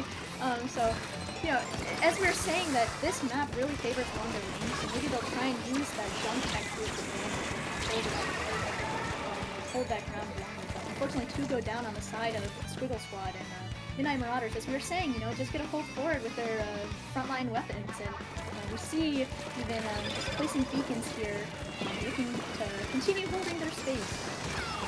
As one goes in for Mario, unfortunately goes down. They lose one of their support shooter weapons. We see also Foot trying to get special here. They have Booyah, which is also really strong, as we were mentioning. It's really strong in this map. Special spammer. I'm holding my breath as I'm watching this, a big cat fight going on. As we see 3 go down on the side of Squiggle Squad. So yet again, it's up to the Squiggle Squad to break out of their own spawn, but the weapon choice that I really like out of them is the heavy splatling. So they can fight them with a lot more range and on their own terms. They can just run them down. And so that choice is going to be pretty dang good. But we have to be careful about pushing these ledges because the benefit of weapons like the Octobrush and the Luna Blasters, they can shoot upwards into you and you don't have a great angle on them. So they can pick you off if you take this eye view of fights. But we're seeing some specials come out now. We just dropped the tactical voice. We're about to see a little bit of a fight come out here in this last minute of Turf Wings. Yeah, so this is kind of where it starts to really matter. As you were mentioning with the heavy splatling, that this can be really strong against a composition like Midnight Marauders, because you can just, you can just back up as they start rushing you, and because you have longer range, maybe you get the free pick off. But we're seeing, Squiggle Squad getting back into mid, specials being popped on both sides. You see, actually, 2 go down on the side of Squiggle Squad and are forced to jump back here. And Midnight Marauders going to continue holding their space, and we see Zip pop from Alpha, but goes down actually to the heavy, but still traded out, and 2 once again go down on Squiggle Squad. Well, it's not looking good. There's only 25 seconds remaining, and Foot's doing a good job here protecting these jump ins. So it's not like they're fully down. If they manage to take down these aggressive weapons that are rushing their base now, then they'll have to be pretty good. Because if you can break into mid in the last few seconds, you can get a lot of damage done. But the reflux, their strongest finger does go down. So with this danger text above on the UI in the top right, it's not looking pretty good. Like there's like 5 seconds remaining. They have to get so much between the 4. I'm not sure it's gonna go to them. Yeah, even with that pick, there was still the danger, and so you might see Midnight Marauders 3-1ing here. They held such a strong, as you're saying, just strong fights, and they gotta get those picks off. And as we were saying actually on Squiggle Squad, with the longer range, they're really trying to see if it favored them, especially picking even new weapons like heavy splatling. But unfortunately, I think Midnight Marauders just knew how to counterplay with, especially as we are also mentioning, with beacons and just jumping back in and taking the fights together and holding those ledges, like with Rafa under, I think I saw on right side once, fighting while someone was pincering from snipe area as well. Yeah, ended up biting him a little bit. I think that like I can see the like train of thought picking Hammerhead, and I think that we had to like put more onus on the heavy splatling, make them do the aggressive plays on the retake, and force those short range weapons to play into you rather than go to them. And so when we push the ledges and we just like let Rafa and Snoop just like smack us a little bit, that's where things fell apart. And so, you know, pretty good games. Like I could definitely see why this was chosen, and in the end, could have been theirs, just a little bit misplay. Which means that they now get to face off against round 3 in the losers bracket, by the way. So our matches for the rest of the tournament are pretty much determined. In the loser semi is going to be the two losers that we just saw, being round 3 versus the squad. But that also means we have the winners finals being between Grippy Night Sky, who was pretty dang good, really dominant in that first set we watched, versus Midnight Marauders, who just won our previous set. I'm really excited to see this match actually because it's a lot of front lines, a lot of really aggressive players. So we'll really see just kind of probably, I'm hoping, just some really strong fights and trades coming in and out. And I don't know, yeah, I'm just really excited to see who really wins the fight here. We saw in the first round against Grippy Night Sky that they kind of go down when enemy team starts popping specials, and I think Midnight Marauders is really good about that. They get their zipcasters, they get their beacons up, and they can start really taking those aggressive fights. So maybe we'll see something like that happen against Grippy Night Sky once again, where they just get in. They get in for with their zipcasters and get those picks off on Grippy Night Sky. Literally, they have two of those zipcasters. Like when you think of Luna Blaster, you're thinking of like Luna Blaster Neo, got the hammer and whatnot. But you choose double zipcaster, and they just keep that unrelenting pressure on them. It looks like we're gonna drop down into the loser semifinals. Take a look at round 3 versus the Squiggle Squad. So we're gonna save the Luna Blaster and its aggressive friends for a little bit later. But remind me, what were we looking at from round 3? What were they bringing to the table? Yeah, well, we saw, I saw just in my heart Aerospray. I love Aerospray in my heart. And we also saw Enzap, also in my heart. Love those two. So we'll see, once again, just paint spam for days. Um, and maybe we'll see that against Squiggle Squad, how that fares. A lot of just. And actually, as I'm thinking about Hammerhead, maybe if the Hammerhead map, that maybe if they pull back the heavy splatling, that maybe that can actually fight against round 3. You just have that also paint to fight against paint, and you have that range, and you can't really exactly push a heavy splatling when they're firing at you for forever. So we shall see from round 3 how they fight into Squiggle Squad. Yeah, I really love the heavy splatting pick. Like it just got like a little bit of a nerf, but that's fine. Still pretty dang good. And I love the stability that it brings to the composition. And so, I mean, I hope to see it brought out again. Um, Weapons that quirky. I'm not sure about the GooTuber because like that guy was like really really good on the carbon. Like they were mauling them, and then the blaster was not bad at all out of them either. So I think losing some of that aggression might bite them a little bit because the GooTuber, while it can't good, like I was talking. Well, I was like talking smack about the GooTuber, and then they like domed the guy in front of me. So my bad, I'll eat my words. Yeah. But um, it's not. It's hard to be consistent with it. So now we're gonna pick the first map again, back to the wheels, and seeing if we roll something kind, or if we're gonna end up on one of Splatoon's mini maps. I've been joking about if I want to see Clam's mincemeat so bad. Oh, but we actually see Hell, Mako and Mako Tower. Oh my gosh, guys, this is going to be such a good map. Now, this is actually such a common comp map that a lot of people like to play into, and maybe we'll see actually round 3, as we've been mentioning, a lot of their support specials that they'll maybe get some picks off because you just pop a Shrike or a Zuka, or even you could pop Bubble on tower if you're on push on tower, and you have that space for so long, and you can stall out tower for so long. So maybe we'll see something really strong from round 3 actually. Yeah, I mean, like you said, I didn't audibly recoil when I saw this map get rolled, so you know it's good.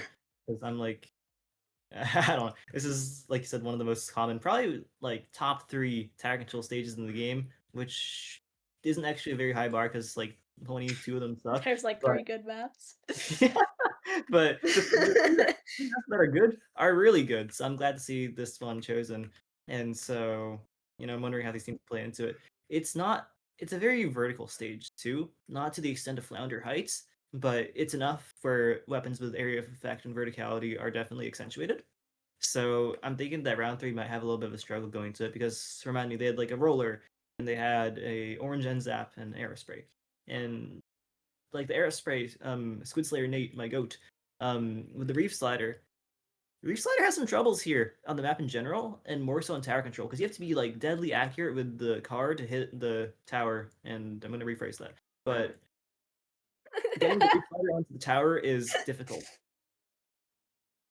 Yeah, well, there's also other aerospray kits. Like if they choose to pull out the gold aerospray, they have Booyah, which is really strong, I think, honestly, on this map. Where it's just like any other displacement special, where if you pop it and you just let someone go on tower, that's a free enemy team off tower, a free end of game. Really, other alternative name to Booyah is GG Booyah or GG Special because you just say, well, GG's at the end of the game if you're in the lead and you just toss all the enemies off. So we shall see what weapons come out. But yeah, I mean, I think it's really strong for either team depending on their weapon choices that they have. But I don't know. I'm honestly, seriously, while we were saying, the strong roller or blaster, I really want to see the GooTuber back. I think it'd be really funny and really fun, especially thinking about missiles too on this map. I think could be really strong as well. I think that the YouTuber has its supportive values, and I'm not just lying through my teeth. I think that missiles are honestly in a pretty good place right now. But like, it's kind of like Squiffer. I mean, I guess it's like the same gun, but it's like you have to be so consistent to get those kills, and the aggression coming out of that flare was super necessary. And so when they can't play perfectly 100% of the time, which I mean, who can? It's like that's where I see the struggle of it. So I mean, if they just really lock in, you can just dome them from a mid-range weapon. It has that value, but can you do it all the time? And that's the question. Also, I know you're talking about the GG Booyah and the Gold Aerospray, but I feel like the Fizzy Bomb especially was so important for the aggression out of Squid Slayer Nate.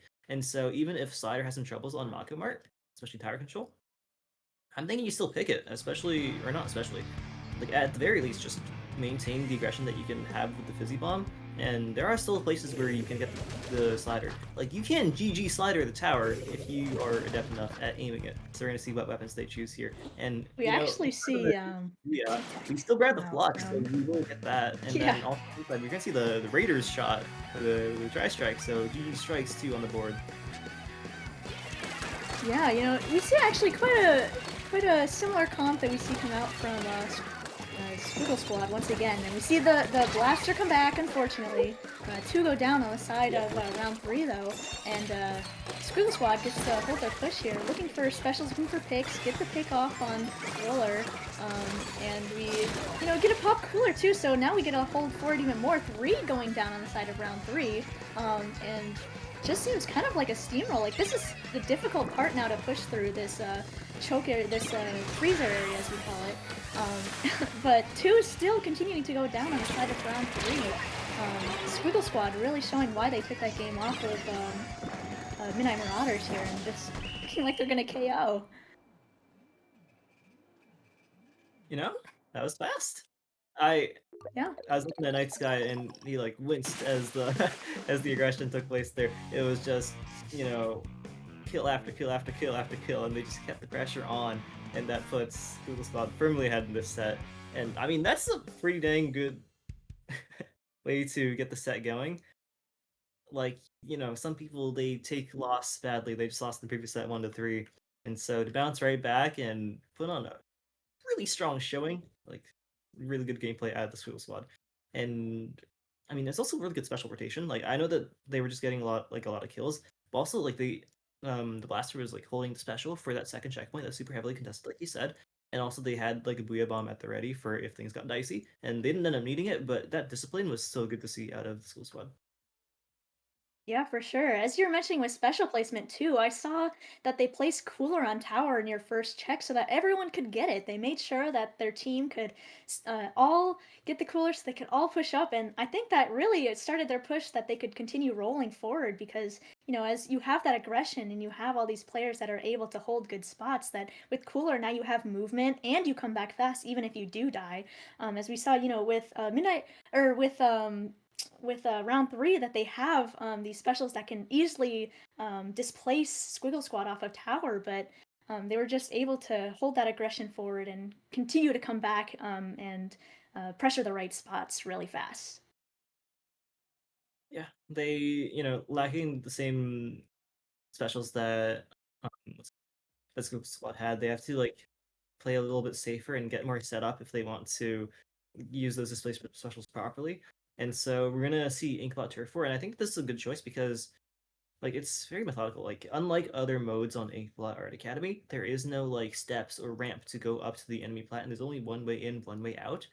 And so I think that could be easier to watch. And so we're talking about having to set up and you know play together to get those displacement specials off because when you throw like the ink strikes, for example, it's not about the strikes itself, but it's about the space that it creates. And so once they use those ink strikes, you can then inhabit that space by the time they expire, and then now they have to clear you out from a further up position. So that's about buying you more space. And so the map that plays more linear, this being you have the one ramp in and out to the enemy base, I think that this could play to their favor. Also, it's a lot of paint. Like you Yeah. remember first comp. Yeah, for sure. But even then, think about Squiggle Squad and they have blasters they played in last match. And even though there's only the one ramp to get in, that you have the ledges that you can just instantly contest with blaster and just hold forever as long as you don't get picked off. But maybe we'll see the slider come back from Slayer Squid Nade and they can just slide her off the ledge and get the pick off on the blaster for free. We shall see the counterplay that they think ahead for a blaster or any other weapon that can contest or hold ledges or um, hold that space forward for them. I like that we say the guy's full government username every single time we mention Squid. I don't know. I feel awkward just saying squid because I think I don't know. It's vague. It's vague, but and bro is Um, slaying. I mean, I don't know. He's a squid slayer. He's getting the I job. think the guy's gameplay is deserving of it. Like they've been mauling the enemy team with the air spray, which is not typically a weapon you see in aggressive positions. So I mean, they've been doing like pretty damn good job with it. So who am I to say anything? You're right that the blaster is in particular is so strong here. And so if they don't watch the ledges properly, if they decide to walk close to the ledge, that area of effect, which is massive by the way, will be pretty detrimental. Looks like we're already in the game actually, 15 seconds in. So something has happened here, and we're already seeing like a bit of a fight here with already a slider coming out from Slayer Nate. So they're on the ball, already getting that thing going too fast. Yeah, but unfortunately gets picked off right after they pop it, so maybe we'll see Squiggle Squad trying to go in more as we're mentioning, maybe we'll have Blaster going under the ledges, and Nintendo looking to get in here, but it's hard to, when you're kind of surrounded, it's hard to look when your team goes down, so we're looking and seeing really strong plays from Squiggle Squad as they just continue to hold forward and getting picks off, or actually one, okay, nice, there, you get a Jude gets a pick, and maybe another, yeah, gets two off, but we see actually a flank from round 3 going to the far right side for them, so we shall see how that plays out. Yeah, so right now we have the Squiggle Squad in an advantage state, and the options are you fight forward or you drop on the right or sorry, on your left side and by that tree area and fight from there. And so the attacking team has to keep an eye on both sides, and looks like they're doing a good job of taking on the brush and only having GZMV3 down there with a roller. And so I mean, I feel like you have to kind of commit to one because there's an area at which you can converge the two drops together, and so you can split them by dropping and then taking your attention and then fighting together when those lines intersect. But you have to win the fight on either side for that to happen, and so we're still having some trouble, fighting properly on the plat, and we're still getting like there's a fight going down in the bottom right, getting cornered, and one more drops into Green Mario, who just got the flower estate. So I mean, it's just like they're having some trouble getting these fights going, and it's a full wipeout, which is gonna allow them to fully advance like all the way up into their base. Like this is really dominant out of the Swift Squad. Yeah, we haven't really seen round 3 come back into mid since the beginning of the match. So we see Squid trying to get some paint out, and here they are back in mid. Maybe looking for a reef slider here, but they get pincered and collapsed on by Foot here. Foot looking for another one, and they get another. And so now we're trying to just our footing on the side of round 3, but it seems that Squiggle Squad has a really strong like rotating ability, but they see where round 3 is dropping and immediately turn back for them and get the pick off. And their whole team really is really good at coordinating, but it seems actually Green Mario just running right into the roller. And round 3 gets a pick off, but they're still a little hesitant to drop here because they know that Squiggle Squad is, has such a strong contestant for their area. And with 3 seconds left, it looks like Squiggle Squad getting another pick holds their space and wins the game again. I don't know. Judd could have had a little bit too much catnip, and then we don't win this game. But it is going to end up going to the Squiggle Squad here. Them getting 63% of the map. And so, I mean, this was round 3's counter pick, so you gotta wonder where they're gonna go to next. And I feel like we might pick the same thing we did last time, because I feel like out of everything, their best performance was on splat zones, where we can consolidate all the painting power that they definitely have. And then, I mean, that's the name of the game. You just paint the square better. And they're really good at painting the square. So I feel like we have to go paint the square. Yeah, for sure. I think Inkblot is also such a difficult map when you have painting weapons and a lot of support weapons that you kind of can't really take super aggro fights unless you have those specials where you can really for sure get yourself in. And when, as you're saying that you can converge those 2 points where you can drop into mid, it can work and it can be a really strong fight. But when you have a team like Squiggle Squad where they're so vigilant about watching those sides that it's really difficult to get in. And we saw them just collapse round 3 here.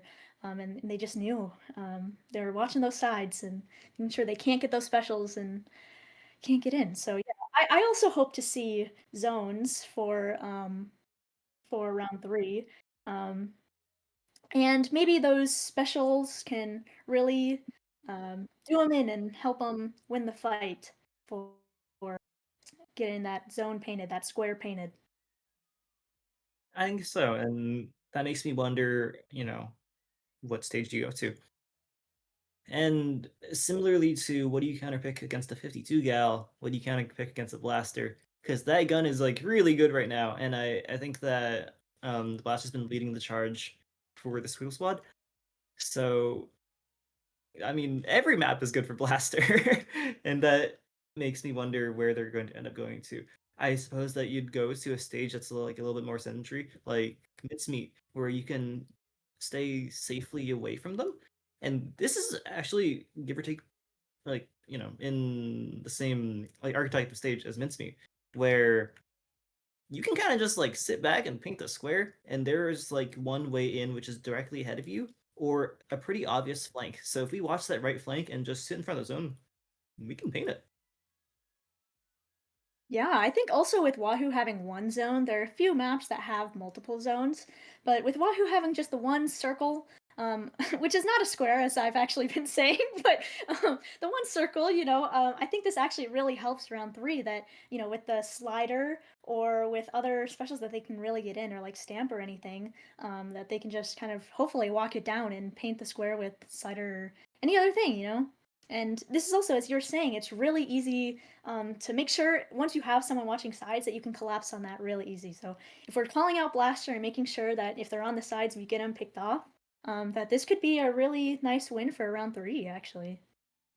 Yeah, I think out of everything, this would be like where I'd go to. Like if not this, then perhaps like Bluefin, Eeltail, and maybe I'm too woke because those maps are like generally considered like pretty bad. And so is this one actually, but I think that it fits their playstyle well. Which, yeah, I mean, you would typically see something like longer range, like an E-leader on this stage, but I think that you can also play safe and play paint, and then that will function just right here. And we're gonna switch over to the chump zap, which I really like, actually, because this stage is so flat, like there's only really one elevated area, so all those chumps will land together and cause issues. We do see the Gootuber coming back out from Camry, making them double missiles that way. Yeah, so maybe they'll be once again, on top of watching for flanks as they were last round. So we'll see. Canary looking for something fun, and actually the zap gets picked off on the side of Squiggle Squad. So maybe we'll see something fun coming from round 3 as we see their zap painting and gets a pick with their auto bomb off on Gal. So we see Squiggle Squad losing some aggression that they have forward. So we just hope that round 3 can keep the zone. And here we go forward, and missiles get popped on zone. Unfortunately, taking one out on the side of Squiggle Squad. But still, we see round 3 holding the zone, but 2 go down. So now we see it rotate back to Squiggle Squad. Hey, it was round 3 that started the game off strong, them having the first claim of the zone, but it is going to flip right the other way, moving control of the Squiggle Squad. So now it's up to them to break out of this lockout, and I mean, how do you do that? The question is, well, I mean, that is, you have to build up your specials and then get them to, use them to push the enemy team back. But when you die, you lose a lot of your special charge, so it's going to set you back by quite a lot of time, and while that time expires, it means the zone is going to be taken down to the scoring point as you take the time to get those specials there. 3 more go down actually into their base. Camera getting a nice pick onto the roller. So now we're just looking at this rush here. This is the caster. This is probably going to be their final entry special to get back into.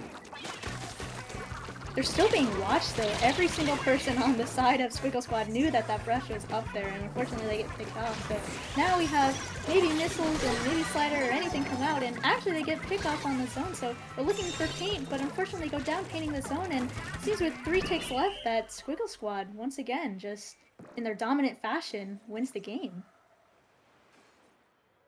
Yeah, so yet again winning on round 3's counter pick. And this is going to advance the Squiggle Squad to the losers finals here. So we're going to take a look at whoever wins between... I shouldn't have put myself up to this, I'm forgetting team names. But the winners final set, and then it's going to be fighting Midnight the winner Marauders of and this Grippy squad Night being the Sky. Squiggle Squad. So we're going to see, team 1 and whatnot soon.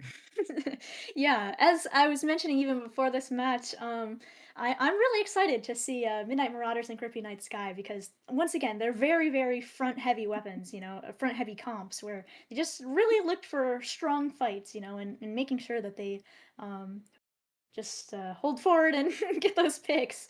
So yeah, I don't know. I'm really excited to see how they take those fights against each other since they have very similar ideas on how to play and what their comp looks like.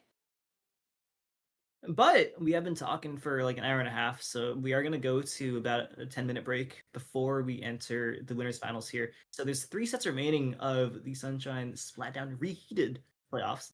So, I mean, in a little bit, we'll be back with the remainder of the bracket. So, I mean, don't go anywhere. It's only 10 minutes, so, grab a drink, whatnot, and we'll see you on the other side of the break.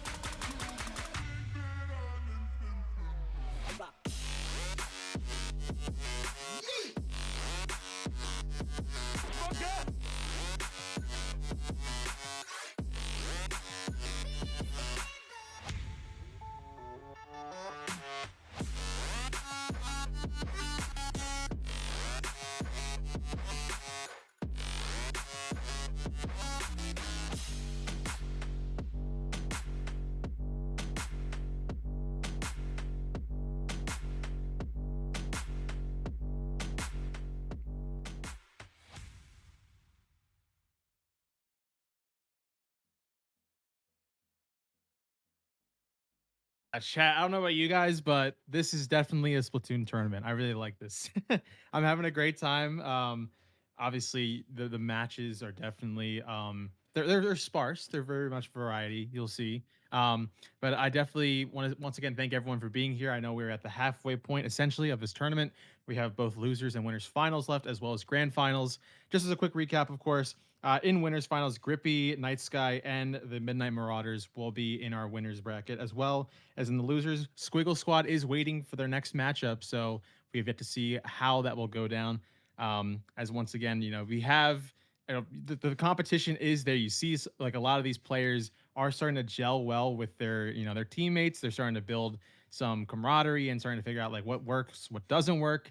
And for the most part, after watching all these matches, like you can kind of see like which teams are definitely starting to kind of eke out from the other ones. But I'm definitely looking forward to the rest of the matches. That being said, I hand it back to our lovely casters as we prepare for winners finals. And here we go. Welcome back. Halfway point, so we're almost out of here. Winners finals between our two top teams being Grippy Night Sky and the Midnight Marauders, who, they play pretty similarly. Like we saw them earlier, they're both so aggressive. So it's gonna be great to see them go head to head here in this winners finals, Inc. Yeah, no, I'm super excited. I mentioned even before the break that as you also just mentioned, they're similar. They really have this aggressive play style that they really like playing. So I'm excited to see how they go toe to toe, head to head, in these fights, in these battles, in these upcoming matches. Yeah. Yeah. But as always, we do have our spins to do. So we'll see if fate is kind to us today and we go on to something playable, or if we're gonna we're gonna Please, clams mincemeat. please we I need 8-minute match. Alright, so we spawned the map first and it's landing on something could be dubious. Scorch. Okay, could be good. Okay, people don't like this. I really like this. So personally, I'm For happy, why? but generally we're like, oh, we hate this stage, because similarly to Hammerhead that we just watched not long ago, it is so far from the spawn to the middle of the map. But I really like this map. You know what? I think I've grown to like this map. I did like a Thank you. serious rotation of this, and honestly, I learned to understand this map a little bit more and how to play it. And yeah, I mean, it is. I started off, as you were saying, all the haters. I was a hater of this map. It's difficult to get back into mid if you don't have something to get you in, like a special or a weapon that can drop down and get a pick. But yeah, I don't know. I started to really understand that it is sometimes playing a little bit of the slow game, waiting for your team to come back and fight as a team, and get control of the important areas like bottom right or on your grates that cross to the middle area. So I don't know. I'm excited to see this match and what happens, especially once again against two aggressive teams and how they decide to attack that. It's very committal, the word that we're looking for here. When you drop into Yes. mid, there's no way out besides jumping back. So, once you get in there, you have to win that team fight or it's a little bit fried. But what you do have on the side of oh my god, the Midnight Marauders at least, is those Dapple Dualies, and they're gonna be bringing those beacons. And we've talked about the Splat World series a few times, the tournament that I produce. And we have like little map loading screen videos. And one thing I've written on this is beacons are really damn good. I'll paraphrase. But so because the stage is so long and hard, like if you die, then you have to like walk like 50 bajillion miles back into the zone. So those beacons are gonna close that time. But also, as we've seen this team do time and time again, if you put those beacons on like freaky places, you can just like jump in behind them and do a two-pronged attack. And so that kind of thing is gonna be really great out of them. But also I'm looking for from the side of oh my god. Grippy Well, Night Sky, maybe? That link. Never mind. All right, you carry on.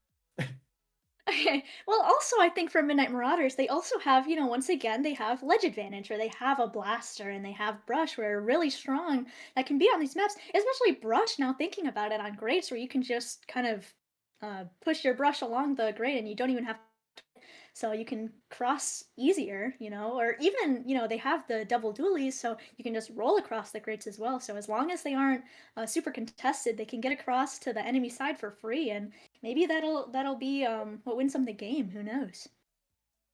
Yeah, like you said, the grates are the only way into the enemy base. Like, I guess you could walk backwards and retreat, but it's so vulnerable. And so, I mean, it's vulnerable both ways. Pushing into the enemy base, you have to pretty much get a full wipeout to be able to clear it safely. So, no changes competition-wise on their side. And we are going to be bringing out the the what rock? Hold on, wait, that's like the chumps. I've never seen this in any comp game ever, but I like it because we've been talking about like how do they afford to paint for two heavy or paint deficit weapons that just run and zap, and the answer, chumps. And or I mean, also killing them works, so they don't have to paint because of that. Yeah, we see some picks going off, and as I was looking at the start of the match, I didn't realize really, but we have a ton of special charge on the side of Midnight Marauders. They're really looking to play for their zip casters and for those strong plays where they can get behind and start pinstering for their team to help in the fight. And here we see two go down on the side of Midnight Marauders though, from a Grippy Night Sky. Really, these might be, yeah. Wait, it's swapped. I think colors are swapped here, maybe. Yeah, Grippy Night Sky is going to be But yeah, we see Shadowin looking for picks, but gets pincered by two. Really looking for that strong fight, as we were mentioning, really in one of the first matches. That as long as you can team fight, that's a 2v1 is always stronger than a 1v1. So those fights are really strong. But we also see, as we were mentioning, jump-ins are really strong to get back in, and we see Shadowin protecting his teammates here with the tent shield as well. We see. Grippy. No, Midnight Marauders really just hold their space forward. Yeah, I mean, now we're seeing how difficult this whole lockout is because, if you lose control of mid, then you have to find a way to break back in. And that's really difficult on this stage. Like, you have to win this whole team fight if you want to get the zone back. And the zone is huge, by the way, so you have to get so much paint down on it if you want to cap it. But 3 go down, like, off camera. So I think, like, a fight just occurred in the back line. There's only 17 ticks left. It's not enough for them to get back into the zone. So, I mean, it's pretty safe to say that this first game goes to Midnight Marauders. Yeah, I mean, it was crazy. I was watching Rafa where they're just making sure to watch the ledges. They were trying to watch really far left side, and they were seeing as they were watching people dropping right side, so they quickly turn and they bomb gets one, and then they start and turn for the other, and their teammates right behind them just cleaning up on the kills. And yeah, that seemed to be a pretty easy game for Midnight Marauders, even though Grippy Night Sky right at the start had really strong plays and were looking for those picks, but wasn't enough. Yeah, the name of the game is stability for his own Scorch Gorge, and I think that came through in the beacons because it's not like that they got no kills onto the Midnight Marauders. Like, the roller was mauling them as they have been doing the whole tournament, but once they went down, they didn't have a path to get back into the zone as easily as they would on the side of Midnight Marauders with those beacons. And so I'm going to keep harping on them. Like, those beacons are so crucial to maintaining this aggressive, in-your-face kind of play style. And so time and time again, they just keep redeploying at wherever those beacons are, and they just keep shooting you. That's it. Yeah, and as you're saying, they get to really hold their aggressive position forward. And as we keep talking about these players, that it's like you want to be able to have that aggression first, right? As soon as you get that pick, you're kind of already in the lead, right? Like there's not super a lot of paint for you to play around, so you just have to rely on getting those kills. And it seems that's what Midnight Marauders are really doing for against Grippy Night Sky, where they're kind of staggering them almost and making sure that they can't play where they want to, and they're playing right into Midnight Marauders' hands, really. Yeah, certainly. Like, I've been talking about how the drop is so committal, and you have to win that team fight. But that team fight means, or implies that you have to take the team fight together. So if one person drops in and dies before everyone's ready to, make that counter attack, then, I mean, it all falls apart. And so it happened a few times where one person went down, and so you have to wait for them to come back to redeploy and fight together. But if we don't wait for them and then we keep going in, then we also die, and then that snowballs and continues to stagger, like you said. And so I'm wondering if it might be a good idea to go to a stage that's a little bit less punishing. Like, you have full map and mode counter pick advantage here, so you can do something like neutral where you can get back in with more ease, like go to zones make not zones, but something Mako or white bread maps of the sort, or you could spec into the weird weapons that you have. Like if you are a Tentabrella, you might really love. That's what I was gonna say actually. So you have Rainmaker Museum, and it's a straight shot to the final goal. And so what's great is you can just shoot the umbrella out and then swim the fish behind that 700 HP shield and just walk in, get a whole lot of points. They read my mind where I read theirs, one way or the other. Nice pick. I'm sorry. Yeah, I think it'll be really interesting even to watch these teams get to the first check. I think it's once again quite a fight, to either get ramp or have your team kind of go around the spinner and jump the little gap. It can be difficult, especially when there's just aggression being tossed at you over and over. So we shall see how this works for the two teams and who can get to that second push first. Looks like we have. Oh, you are an evil man. We've brought out the 52 gallons of opening gambit. So, we're talking about some tent cheese, but how about that shoot all four of these heads with 52 gal cheese? So we're gonna switch over to this gun instead, and off the rip, we're gonna get this aggression going, get in the pick, and pressuring Daffodil's back. Yeah, we see they're still fighting on this right side for Griffy Night Sky, and two go down on Midnight Marauders though, so they're looking like they're going to be able to push forward, but unfortunately gets picked off. So now Midnight Marauders maybe gets to push back in, and yeah, they keep getting these picks as the Griffy Night Sky just keeps trying to push and rush this rain, but actually it ends up just being Rafa here in mid, so now it's a 1v1 here, and Rafa gets the pick, so now we just get a kind of gatekeep rain and make sure that we're holding forward a little bit and letting our team respawn back into mid as Wild Whooper misses the flick off. And we see kind of just these picks going on and off as I've been mentioning, but it's who gets the aggression first and who gets to hold their ground first. I love that. This is a pretty strong opening out of Group Night Sky, but once they, rocked into a bomb with Rainmaker, like I'm not gonna harp on that mistake. Yeah, but they kept grabbing the Rainmaker without it being safe around the Rainmaker, which has led to this prolonged fight. And now, finally, at the end of this minute-long fight, it's Midnight Marauders to come out on top and push us towards the checkpoint. But while Whooper is ready, hits the fish right over the head, and so they aren't able to advance and close that gap. And so they end up going 3 down for not a whole lot of points, definitely not a checkpoint. So I mean, it's gonna swing right back in favor for the next time. Ooh, but two go down on the side of Grippy Night Sky with a bomb from, presumably, I think, Rafa here. And we see continuing this snowball here even, where we keep getting these picks and looking for front, but Grippy Night Sky, can't seem to get Rafa out of their Spider-Man here. And they go through. Now we get a repop and maybe get that jump, as I was mentioning, that might be a little difficult, but with no one contesting it, it's a free checkpoint for Midnight Marauders. Hey, there we go. So now it's 2v2 situation, and contesting this top, but Snoop's trying to dive forward. It's like so they're gonna pop the zip and extend this aggression, calling out their jump and stuff. And now they have the Rainmaker, but someone's behind them as Wild Whooper again on the roller, taking down the Rainmaker. So while they were really strong picks out of Snoop that paved the way forward, that flank from Wild Whooper does halt the pushing its tracks. And now it's still been on Marauders in control, but that could have been really disastrous and that's prevented by Wild Whooper solo play there. Still, Grippy Night Sky going 3 down, and it's only Wild Whooper. Hopefully, maybe we'll see a hero play. They get a pick, but still, Rafa with the Rainmaker looking for more and gets another pick off, and we continue to go to 26.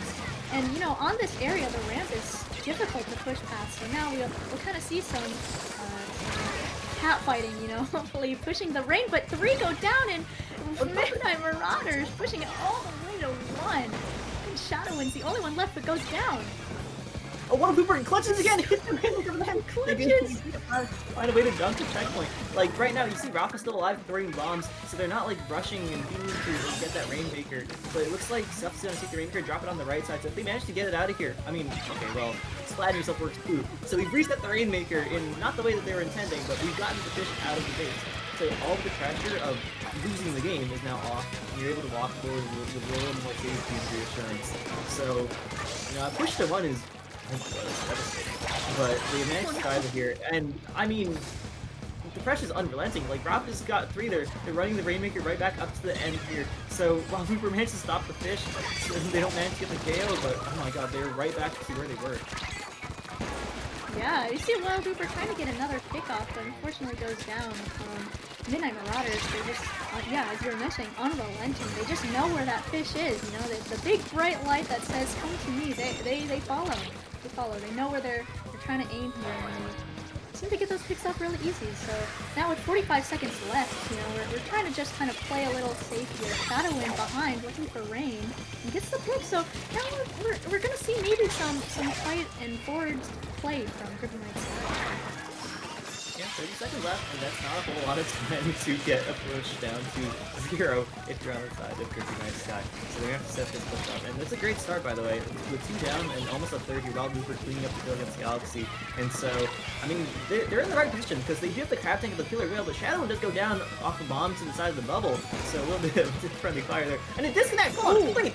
Disaster! Oh, no. Wait, there's a disconnect on the side of Midnight Marauders, so now it's up to Griffin Knight's Sky to lock this in. But Galaxy flanks in, and that's not enough time. They managed to sneak in and get the Rainmaker because they were last to go down with the fish in overtime. They lose the game. So, in spite of the disconnect, Midnight Marauders bring this up 2-0 on Griffin Knight's Sky's counterpick. Wow, that was a crazy last, like, 15 seconds, you know, I was biting my tongue, you know, just, oh, I was so scared. And, you know, with the disconnect, it looked like a shining light for Grippy Night Sky, but unfortunately, you know, for them, they just weren't watching for the dapples, and it's just over for them, because got in and got picked off. Wow. Yeah, that spinner area is so good to hide in, and so they picked off the one person hiding in their Galaxy, but they didn't expect the second dually, and so they just get domed from up top, from the top rope, taking down the Rainmaker, and just wasn't enough time. Like, you have to be really methodical about clearing that area because of the people that can be lurking on the walls, and so just a slight misplay and ends up costing them the game. But talk about a dominant showing out of Midnight Marauders, by the way. They were in control of most of that game, and a push down to 1 is like unseen on Museum. Like, usually winning pushes are in the 30-40 range. Like, you push past the checkpoint slightly, and then you want to earn like 1 or 2 more points, or if you manage to get a wipeout, then you go to the 20s, and then on the recall, you get taken down there. But all the way down to 1, that's new. Yeah, you know, I was mentioning as they got to 26 on their first push, I was like, that might be the winning play. But as they continue to get pushes, then they push it to 1, and it's like, well, you know, how is Grippy Night Sky gonna manage to KO? And it seems they didn't, because Midnight Marauders were just unrelenting in their push. And even though Wild Whooper was really trying to get that push going for Grippy Night Sky, it just did not seem to work, even despite getting the picks. But one thing I did see also was Shadowwind trying to remove the forward aggression from Midnight Marauders by looking for the beacons. A lot of times when we rotated to Shadowwind's POV, it seemed that he was trying to really look for the beacons and destroy them so that Midnight Marauders can jump back in. But their aggression forward, it didn't even matter because they just were already in place. Yeah, too many beacons to fully deal with, though, and so they never end up losing the effect of just the repeated jump ins over and over and over.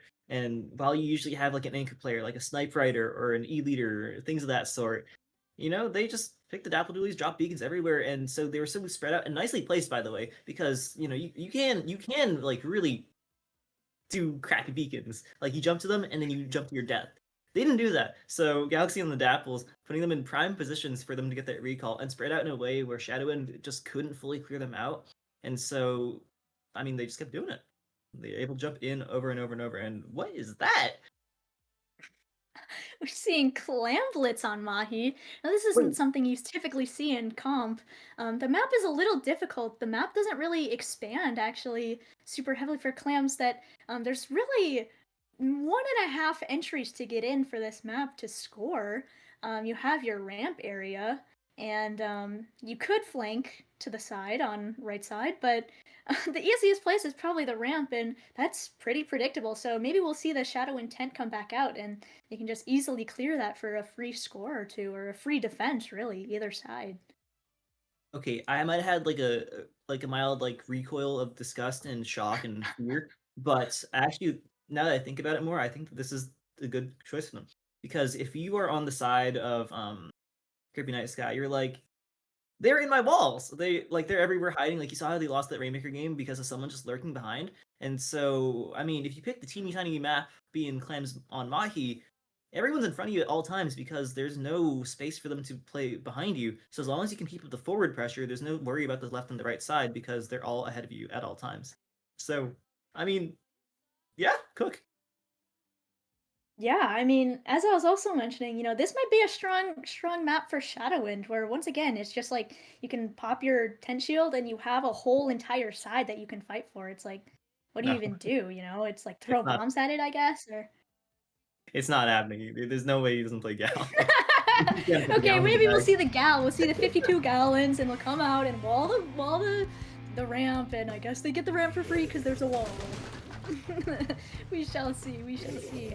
No comp change once again for Midnight Marauders. Yo. And yes, we see the 52 gallons And the from custom blaster. Shadowwind. Okay.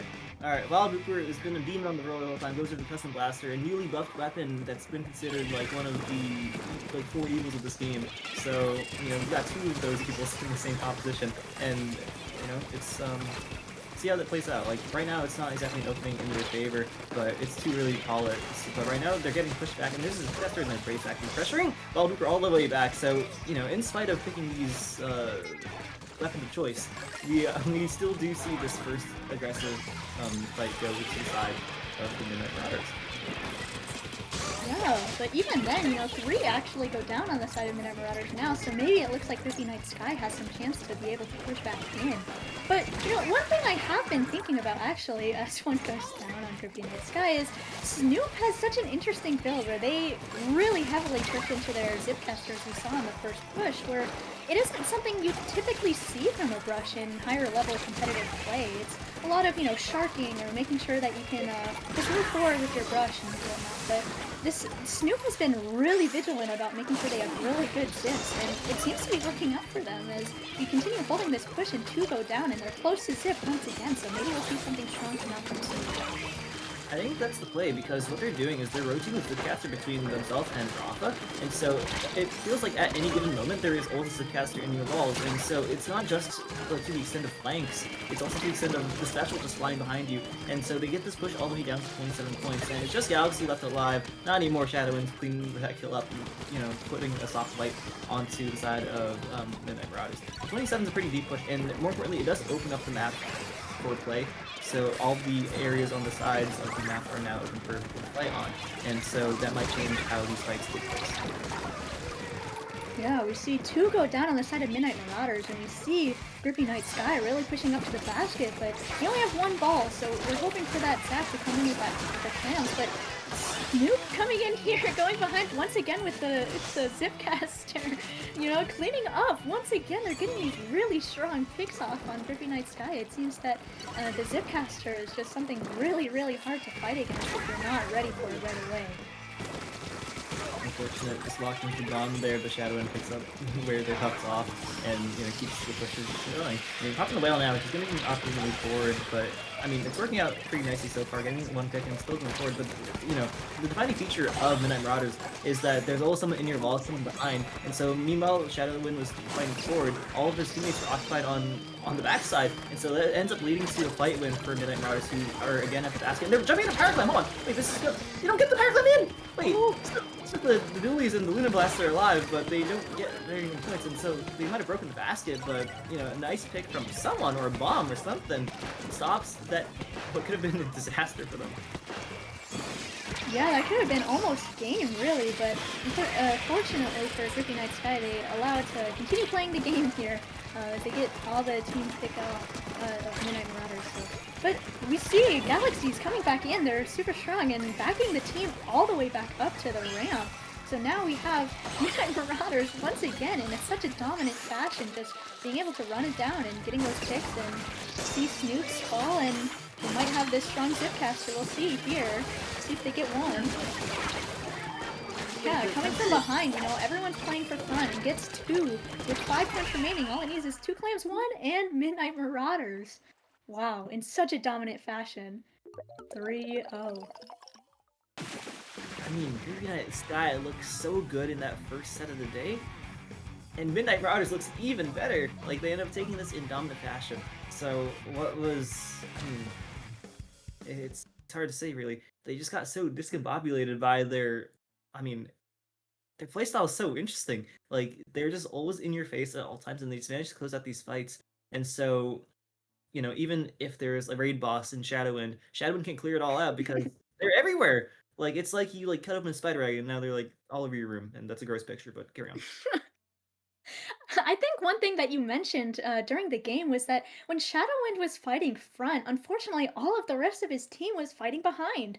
And we keep bringing up that Midnight Marauders just has this aggression where they have this fight front, but they also have someone behind, where they are able to collapse on the team and make sure that they have the aggression continuing forward, where they can snowball and um, just hold the other team just in one spot where they can't push forward or even go back because once again there's someone behind and they're locked into an unfortunate position for the team. And yeah, Midnight Marauders just they're everywhere, man. Watch out. Yeah, I mean that's the defining feature of their playstyle, and I mean I really love to watch it. Like me personally, I'm used to that like 148 gal like Inkvac roller bull something. So this it's definitely a change of pace and a refreshing one at that. And so we're gonna jump down to the losers finals here and see how the Squirrel Squad takes on Grippy Night Sky. And it's not something we've seen before, so we'll see how this matchup, the only remaining matchup we haven't seen in this tournament, goes. And I'm wondering how this will go because the Squiggle Squad also has some demons on that team, like that blaster slash roller. No, no, carbon Yeah, roller yeah. slash YouTuber question mark. Not that Yeah. it is the guy does like YouTuber, but the question mark is for the YouTuber. That guy is like really good at the video game, and they've been leading the charge for Squiggle Squad. So we'll see how these two teams go head to head. And I think we're gonna do some rolling. Yeah, spinning. Some wheels, spin that wheel, Yeah, as you were mentioning, Camry, really strong on that roller blaster, or even GooTuber, as we've seen that they can hold their own on GooTuber. Yeah, and me personally also, I'm rooting for Green Mario, where they have Zap, which is something I feel like we haven't seen a ton. I guess from Midnight Marauders we see Cooler with the Dapples, but really the Cooler isn't the strong suit; it's the beacons. But for Green Mario and for Squiggle Squad, we see Zap come out, so maybe that'll be their strong suit where they can come back and really fight the aggression with the Cooler that way as well. Let's go gambling. I'm hoping to see. Okay, not what it's open to see, Our but we'll tower. take it. And now we have to. Oh, we're back! All right. We're back. We're back. We're back. What are the It's like odds, we by the never way? left.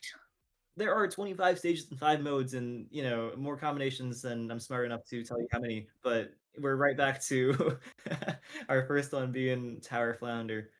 Um, question mark. I'm thinking about teams here and how. I mean, this is the one that um the Squiggle Squad played, and they really struggled here. Like they couldn't break out of their own base, struggled.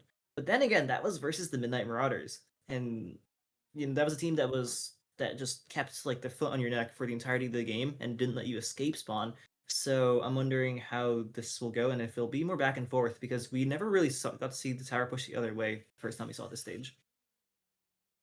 Yeah, I'm really interested because, as we mentioned, even at the start of the tourney, really, that it's like rollers and buckets that are really strong on this map. So, with two rollers, one and a half rollers on the side of Grippy Night Sky, that maybe we'll see Wild Whooper go crazy and get a quad or get a million kills, which I'm really excited for. That we'll see maybe them get in and just kill them all. Kill them all dead. I mean, that's obviously it's the winning strategy. I mean, it's the Midnight Marauders playbook, and they've been playing that excellently. So we'll see if someone can recreate their aggression and face off against them in the grand finals. But starting on Flounder Heights Tower, I'm wondering the weapons we're going to choose. Like, I feel like we can theorize about the Tenterella, but I think that 52 is just undeniably so strong and is able to lead the charge in a way that Tenterella can't. So I don't expect changes there. And on the side of Skill Squad, I'm wondering what they're gonna pick. Like the Carbon Roller is so good here, especially with that buff. Like, you know, the carbon roller, the vertical flick has more range than the splat roller now. Like, that is Yeah, ridiculous. Fire the whole it's balancing crazy. team. Yeah, I don't know. It's really interesting, but they could also play Blaster, which, as we were mentioning, is really good on Tower and Flounder Heights. So we'll see. We'll see what the plays are. I hope maybe also we'll see the Reflex come back from Foot. So maybe that'll be their entry with Booyah or Slider or Missiles. I think any of the kits really could have their own benefit to play. Um, yeah, I don't know. I'm really excited just to see how they compete against each other since they're really aggressive teams, once again, and maybe we'll see something similar to what Midnight Marauders did to Grippy Night Sky, where they have forced Shadowwind to play front, and they all kind of go behind and kill the rest of the team. So who knows? You know, we do see Dangani from oh my god, from Grippy Night Sky in the chat saying, I was talking to Sheldon, my bad. And that can only mean to me they bought a new gun. So I think Dangani was on the NZAP previously, so much to your say we might not see a mirror match at that. But I'm wondering what that gun could be. Thinking about the other weapons that they bring, the roller and the 52 gal. Like if it's not an NZAP, then I don't know, maybe they brought out the splash, the air spray, or something completely different. Still have to see. And we've chosen to bring up the carbon roller, an excellent choice there. And we're back to Zap. Shadow and Blaster though. Oh boy. Yeah, well, we see the Zap mirror, so you know what? I'm excited. I think these are actually really the strong suits, especially we see on the side of Squiggle Squad, where it's a lot of you have to sort of think because there's a blaster and a roller, so you really want the Zap to stay alive so you can get him in. But unfortunately, 3 go down on the side of Grippy Night Sky, and so now we can hold forward, and it might be a similar game to what we saw before. Shadow's random got 3, by the way. That's a 4th. Guy just like casually got a quad. So single-handedly getting an ace here and continuing the pressure. Moving up way far, getting up by your goat green Mario. So stopping the damage before it goes too far, only getting the tower up the first checkpoint. Yo, again, you gotta get on the thing. So we have to ride the tower to score some points here. And they do have the picks to keep the points rolling, by the way. So this is gonna be a first push for Grippy Nights guy. Ooh, Disconnect on. but a disconnect on the side of Squiggle. Surely So what now? Surely we don't Surely play we this. hit the cancel. I don't know if they know how to do it. Shadowin knows how to do it. Is he gonna do it? Oh, he's not doing it. He's not doing it. Alright. Alright, well. Alright, down goes the Booyah Bomb, and down goes Shadow himself. The And roller from the top row. And things are happening. I mean, we're rolling to the 3rd checkpoint now, so if we're gonna close the game, then we're running out of time to do so. Or we can just shoot them, like look at how low Dangani is on health here. And so we still have a way to get back in. Question mark as Camry moves in, and we get a little bit of roller on roller here, and they're not able to close out the kill, but they are still like, they're still in this game. Like they have Bazooka, they have 2 of their 3 player teammates, and they can get this retake down. There's still Shadow and like fighting forward, but the teammates have to get on this tower and play the objective while they're fighting forward happens. Yeah, for sure. We're really gonna have to rely on the reflux and the carbon playing together here and allowing the Nautilus to get in, and the Knot gets 1, Jude gets 1, and it's kind of sharking behind, looking for more with 2 down on the side of Grippy Night Sky. Hopefully that they can even this playing field out. Yeah, continuing to go down on Grippy Night Sky, Jude really looking for any teammates to join the fight, and yeah. Actually, there's 2 going down once again on the side of Grippy Night Sky, so Squiggle Squad getting to hold forward a little bit here and finally getting points on the board once again. Back into mid. Wild Whooper looking for a shark here. Maybe we'll see something strong here. Once again, Roller getting in on this map is super strong, so with the team surrounding tower, maybe we'll see something, but Wild Whooper goes down and 3 go down really on the side of Grippy Night Sky, so maybe we'll see Squiggle Squad get in here. It's just Scuffed alive, so I mean they could have a push going, but I'm like so confused at which side is which at this point because they like ran right behind me. But it ends up being Suicide who ends up getting pushed to 65. Still going, by the way. They have all the team that's in the lobby alive. Splashman ends up not finding anything, but they do manage to approach that 2nd checkpoint. So right now it's just the Carbon Roller alive. Who gets a pick, by the way? They're right behind them, and it's looking for a second now. Looking for another one. Good make the play here. I'm biting my breath. I'm really rooting for this Carbon Roller, and they pop Zuka, but unfortunately go down. And so now we see Ruby Knight Sky once again going forward and hopefully holding their space. But Rush goes down to Jude once again. Jude's been proven to just hold their ground and getting these picks really nice for the Squiggle Squad and evening the playing field with Wipeout on the side of Creepy Night Sky. So maybe we'll see Squiggle Squad once again being able to push in and hit that second check, and maybe they'll be able to clear it. Who knows? Especially with Zuka and Splatdown coming out now. We see the zap go down, so that's paint gone for Ruby Night Sky. And once again, another goes down to Camry, as we were also mentioning, has been such a strong player in leading the charge and getting those picks that matter that allow Squiggle Squad to go forward. Yeah, Zuka Camry does find one, and whoa, come on. They're on the match, perfect. Yeah, so... Oh, we just lost, hold on, we lost 2 more. Alright. Oh no! The world. So we're gonna see if Flitz can do anything here and hit that crazy super quad. Alright. I don't know if we're restarting the match or if we're just letting that. I have no idea what you said. Okay. Okay, so we'll see what happens and what they want to do. This is Splatoon 3 for the Nintendo Switch, voted multiplayer game of 2023 with $20 a year subscription to this online circus, just so you know. Yeah. Yeah, Got that was quick rough. butt We in kept real seeing- quick. Do we think that Splatoon 4 will have better servers, perhaps? They don't have servers. This is a P2P game. Or the connection to connection, I mean, yeah. Do you think they'll do something to change it? No, I don't. I think it'll stay just like this, and it's probably for the best that it is P2P. Noted. All right. Yeah. Yeah. We could have seen the foot quad and go crazy, but unfortunate, yeah, it's all their friends disappeared and poofed.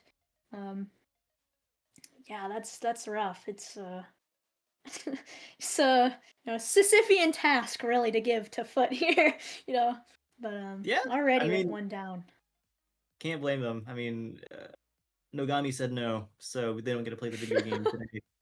And that's Yeah. just how it goes. I mean, in fairness to them, their opening was pretty strong and it could have gone either way. But I mean, once you lose a player, it's so hard to get that pushing power, the same pushing power that you had before.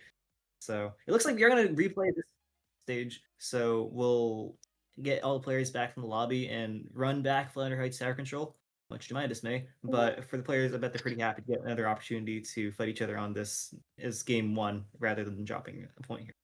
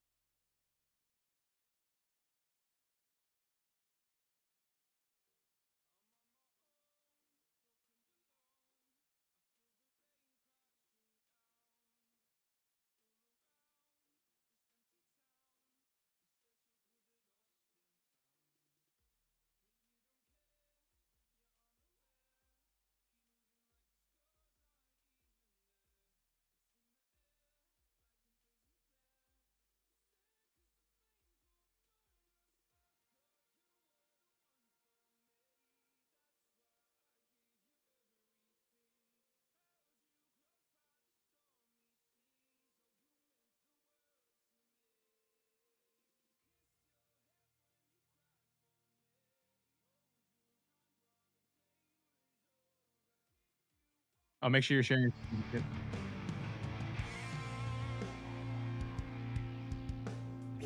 Hello, welcome back. We don't have a live stream, so we can't see the game, but we're in the game. So we're gonna be replaying Flounder Heights Tower Control here between the Squeal Squad and Grippy Night Sky.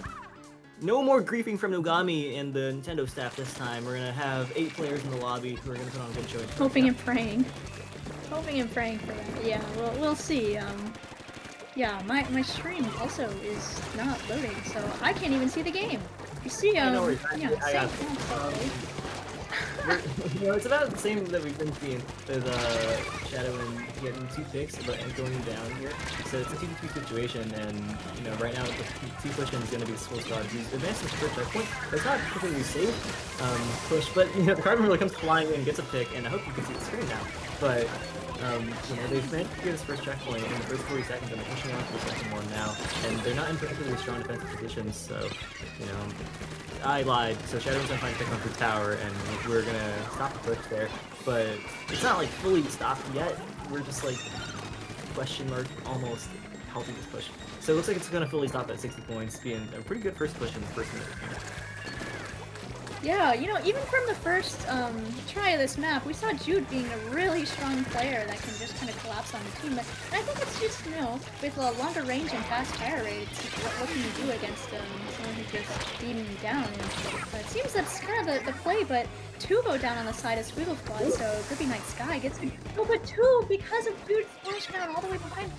2, but still, Grippy Night Sky holding forward and trying to continue this push, getting points and getting the lead. Once again, the 3 go down on the side of Grippy Night Sky. So now we'll see Squiggle Squad being able to take front and hopefully, once again take charge and maybe hit that second checkpoint and clear.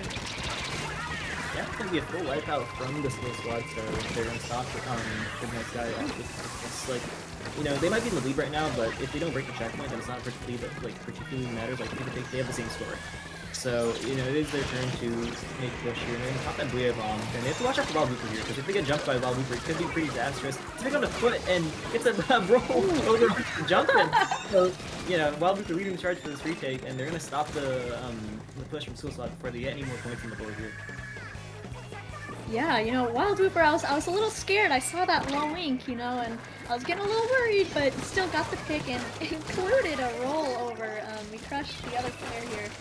So we see Grippy Night Sky once again leading the charge and getting a pick, but Carrie getting 2 from behind, and we see, even though the 2 have gone down on the side of Grippy Night Sky, they're still trying to continue this push, and we see jump-ins from Scruffed here, and they almost get the trade-off, but unfortunately can't close it out, so you see still kind of just dogfighting happening, these trades coming in and out, and Jude once again getting that pick off with their Nautilus off on Blaster or Shadowland.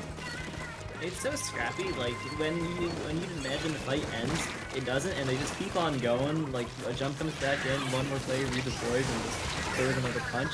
But, this one is pretty damn conclusive, getting a full wipeout onto the side of this Night Sky, so they're gonna probably roll for the second checkpoint. And unless something happens here, they're gonna be able to take it. But they do have the resources to continue this push. Like, you can drop the Bazooka and find a pick on the Wild Looper, and Snuff's on the wall trying to jump the tower. But Green Mario's here, and they do almost get a pick onto them. And, Kids goes up by Camry, so they're gonna advance the second checkpoint. But they burnt all their resources here, and they don't have any more specials for them. Yeah, but even then, they're still getting picks off. Wild Whooper once again going down.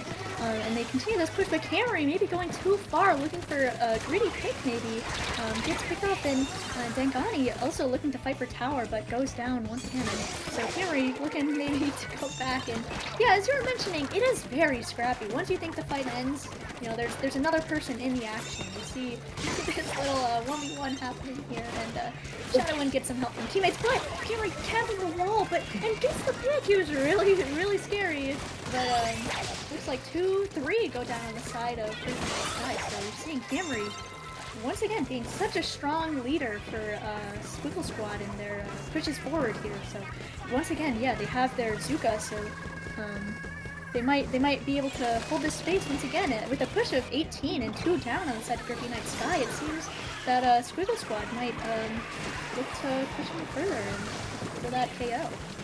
Hey, watch out for this flank from Wild Looper, by the way, who's been such a, like, I mean, the roller players in this lobby are both goated. And so, again, this is too on attack. Like, Wild Looper goes behind and takes the attention away from Jude, so Jude can't be supporting the front lines anymore. And so the front lines go down because they no longer have that support, and then once they turn around, it's too late because there's a Wild Looper in the walls and UN is going down too. Gonna swing control right back into the favor of Griffin Night Sky, and now there's only 5 seconds left, so they have to A, be on the tower, and B, get some kills ahead of the tower to get a win in this overtime hearing. Yeah, but the reflex goes down, and that's one of their entries to go down, and that's also Zuka. So now we really just have Splashdown and Cooler, but we see no, we saw him try to hit the tower, and unfortunately, wow, that was fight for tower at the end there. And Squiggle Squad. And Squiggle Squad. Mild mechanical failure on the tower ends up letting Green Mario sneak right in, shoots you right in the head, and it takes the tower in overtime, stopping that push before it even gets started, and it's going to end up getting them this first game here. So, 1-0 in favor of the Squiggle Squad, them leading the set, and now giving the counter pick over to Grippy Night Sky. Yeah, that was scrappy. That was a lot of fights happening, a lot of things going on, a lot of people to look at. As we were mentioning, Jude being able to just clean everyone up because of range or because of just the really fast DPS that they can spit out of Nautilus. But also, you see Wild Uber just looking for those flanks and then getting 2 or 3 or however many. And sometimes that's the end of the push because of it, being able to just collapse on the enemy team from swinging from the ropes from behind, and yeah, it's a lot of stuff going on.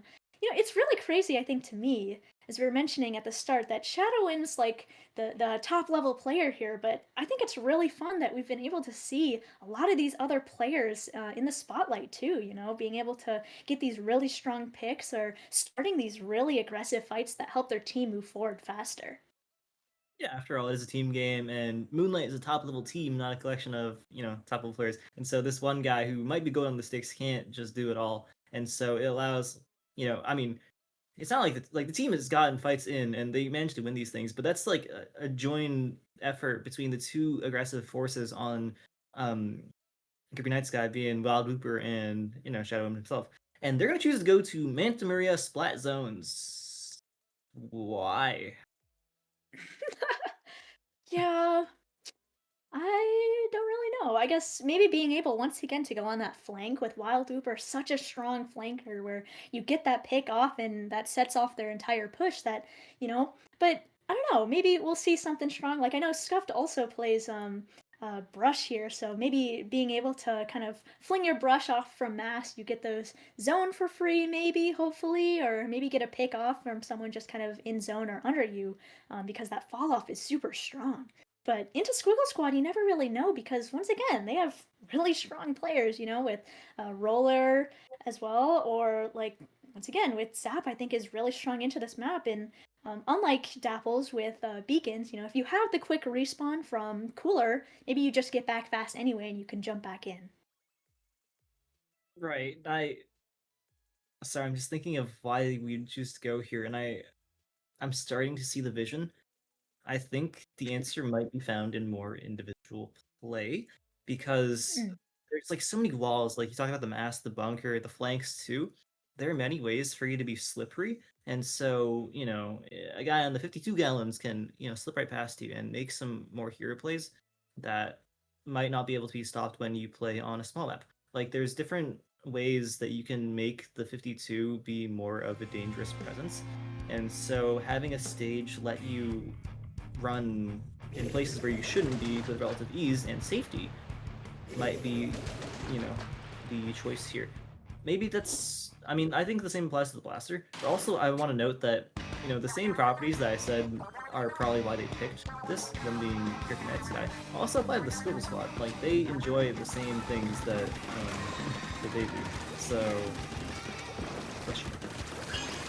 yeah, I think, something just happened, but 3 go down on the side of Squiggle Squad, so we'll see Grippy Night Sky being able to push forward, but once again, 3 go down on the side of Grippy Night Sky. It's just, the idea of this being scrappy just continues to show itself. We see just fights happening after fights, and there isn't exactly a clear winner because another fight just happens right after. So we continue to see picks come out from both sides, and with Cooler coming out from Squiggle Squad, maybe we'll see something happen, but it was placed a little far for Camry to pick up, so we'll continue to see just interesting fights, 1v1s, 2v1s, everything happening all in there here. Yeah, I mean, again, there's no decisive winner, like, for Manta Maria, because these zones are so tiny, you have to fully win this team fight, and pretty much you have to wipe out to start taking points down. Otherwise, you can just, like, put a little bit of team, or just a singular bomb and be able to neutralize that zone, and that'll just keep the progress going. So, it looks like it's gonna be a pretty nice guy who gets the first fight win, and starts getting some points down the board, but it's not, like, a conclusive fight win either. So, you know, things are still going, and, you know, they're in prime position to get these fights, like the brush in the bunker, to be able to dive that bubble and brush them out. Forcing them to pop the Booyah Bomb, but that Booyah Bomb comes out and ends up getting a Wild Looper down. So again, this fight just keeps on going. Like, we don't have secure control of just about anything. Looks like 2 down is likely going to spell the end of Creepy Night Sky's push, but, you know, who can say at this point? Ooh. Shadowwind, though, sharking on Plat here, so maybe looking for another pick with 1 down on Squiggle Squad. That's Blaster there, Russian down, so maybe we can look for something front here. Once again, I'm trying to look for something, but Shadowwind goes down on Mast early, so they still pop the Splashdown, getting some paint down, but kind of just staggering Drippy Night Sky. Once again, we see Squiggle Squad in control, but one goes down, but another goes down on Grippy Night Sky. We see Wild Looper looking for a pick, and see Shadowwind fly through the. We saw a little bit of lag coming out of them, and a full wipeout coming out of Grippy Night Sky. That, like, I don't even know how that fight took place. And so, you know, we're talking about how you need full control to get points going, and I mean, the points are now going. They still have points to work through, but, you know, they are starting to tick down through them, and now they've finally gotten through all of them. However, look at the top UI there. There's like a bit of paint on the zone that ends up neutralizing it. So they haven't even taken the lead yet, and, you know, now they get the zone back in control, they can get things going, but, you know, it's a slow push forward. Yeah, Camry already starting the push with the bubble, looking forward. They get picked off, but we were able to get Splashdown gone and going, but we also go down. You see Creep go down and see Wild Looper. Oh, we see Green Mario, my goat, getting 2. Unfortunately picked off, but we see still the fight continuing. They're trying to take space forward on Squiggle Squad. Wild Looper trying to back out from the jump, but gets caught out by the Booyah, and now we see Squiggle Squad back in control with only like 10 penalty points to go, so maybe we'll see him catch back up to Grippy Night Sky's very tiny lead that they have. This is a team deathmatch, like again, Grippy Night Sky has not exited mid, so we're just fighting, and only when there's a full wipeout can we, you know, get that push going. But it just seems like it's not possible to really take down every single player. Like, there's always someone lurking on either side before you're able to, like, you know, start your own push. So, like, taking on Wild Looper is a great start, but it has to keep going. Like, you know, once you get Wild Looper, you have to look for Shadowwind, and once you take on Shadowwind, Wild Looper's going to be back in the action, hitting you with the roller. But it looks like they found Wild Looper, and now Shadowwind's low, stiffed by the Camry Blaster, and so now it's only 2 players remaining, and they're both in front of you in sight. So I think this might finally be the start of a good push. And Camry getting like into the cracks onto the brush. You know, they're able to take this lead, and I love that. Yeah, it's fight after fight. It's as you were saying, Ellie, right at the start, that this is just a really good map to be scrappy and slippery on, you know? We're continuing to see jump-ins after jump-ins, or someone trying to get in for a wild, insane pick, but somehow it ends up working for either team, you know? And just popping specials on a important pick, and we see Jude once again getting 2, maybe looking for the 3rd. Yes, they get the 3rd with help of teammates, and Squiggle Squad gets to continue their push here, continuing to look for more, and trying to farm once again for specials. And you see the cooler pop, and maybe we'll see them kind of continue their snowball forward. Yes, 3 go down on the side of Grippy Night Sky, so we have to really look out for Shadowwind here. But we get the pick off, and that's the game. Yeah, just at the end, even though Shadowwind popped that splash on the zone, there just wasn't enough time to get the paint onto the other side, that being like one of the defining features of Manta. Like, it's so hard. It's easy to get a foot in the door, but hard to keep the door open, and so you can't get that second zone that easily. And so that does put School 12 up 2-0, by the way, which means that they're gonna have to win on to win the set, they're gonna have to win on Skill Squad's counter pick twice in a row, assuming that they win this game 3. So this is about as difficult as it gets in a set. Yeah, tension is high, and they're really praying and hoping. One thing I really noticed when I was looking at the end screen was that the spawn was hardly painted, and I know that Grippy Night Sky doesn't necessarily have a ton of weapons that paint, but I think it's really interesting that there wasn't a ton of paint for special or anything in spawn. So a lot of the fight where we saw a lot of specials being popped were just farmed through fighting and playing through mid, which I think is something that you don't typically super see in high level play. You'll see maybe one player because you have a support weapon or something that can allow you entry to farm for their special in spawn, and it seems okay. We're gonna wait for them to feed to an important spot, and we can pick them off. But it seemed for both these teams, we wanted to continue just this steamroller, find an opening where we can just get those 2-3 down and find that space for us to move forward. And it seemed that Squiggle Squad could finally found their footing when they got just all those picks out for their team. Oh, well, this one's sure to be explosive. I'm not sure in which way because I feel like both teams have a composition that loves this. But this is a volatile map. Like, it's slightly better now in Splatoon 3 now that there's a checkpoint. But once you break those 2 checkpoints, all bets are off, and it's a straight dash to the end checkpoint. And so, I mean, if you wipe out the way that these teams have been wiping out, it's all over for you in the blink of an eye. Like, I've seen games on this stage finish in 40 seconds. So, if your opening doesn't go particularly good, it can be a disaster. Like, again, the operative word here is volatile on Humpback. Yeah, I think this also could be something similar like last match, where there's a lot of places to drop and a lot of places to come from, where you can attack wherever the rain is or wherever in mid as well from multiple different angles. So maybe we'll see something scrappy, a lot of fights happening going on. But as you said, it's also very kind of a steamrolling map. Once you have those checks and you get those picks, it's pretty smooth sailing from there, so maybe we'll see something like that happen as well. We shall see this match, and we see Shadowwind stick on Blaster with opening gambit as well. Sultana Viper though, that's a new one, and I think it's a nice choice. Like, again, Sultanas have extremely high object damage, so attacking the Rainmaker shield will go pretty fast for you, and you're able to pop the thing. But I mean, popping the thing, like, what's that matter for if your teammates go down? Because you need someone in front of the Rainmaker to escort the Rainmaker, because that thing is so vulnerable. So the fish ends up going down, and they get a full wipeout in exchange for losing the opening top, and now it's their turn to pop. Someone jumped into the Rainmaker, it ends up going down too. They have the bubble, they have presence in front of the checkpoint. This is an excellent opening.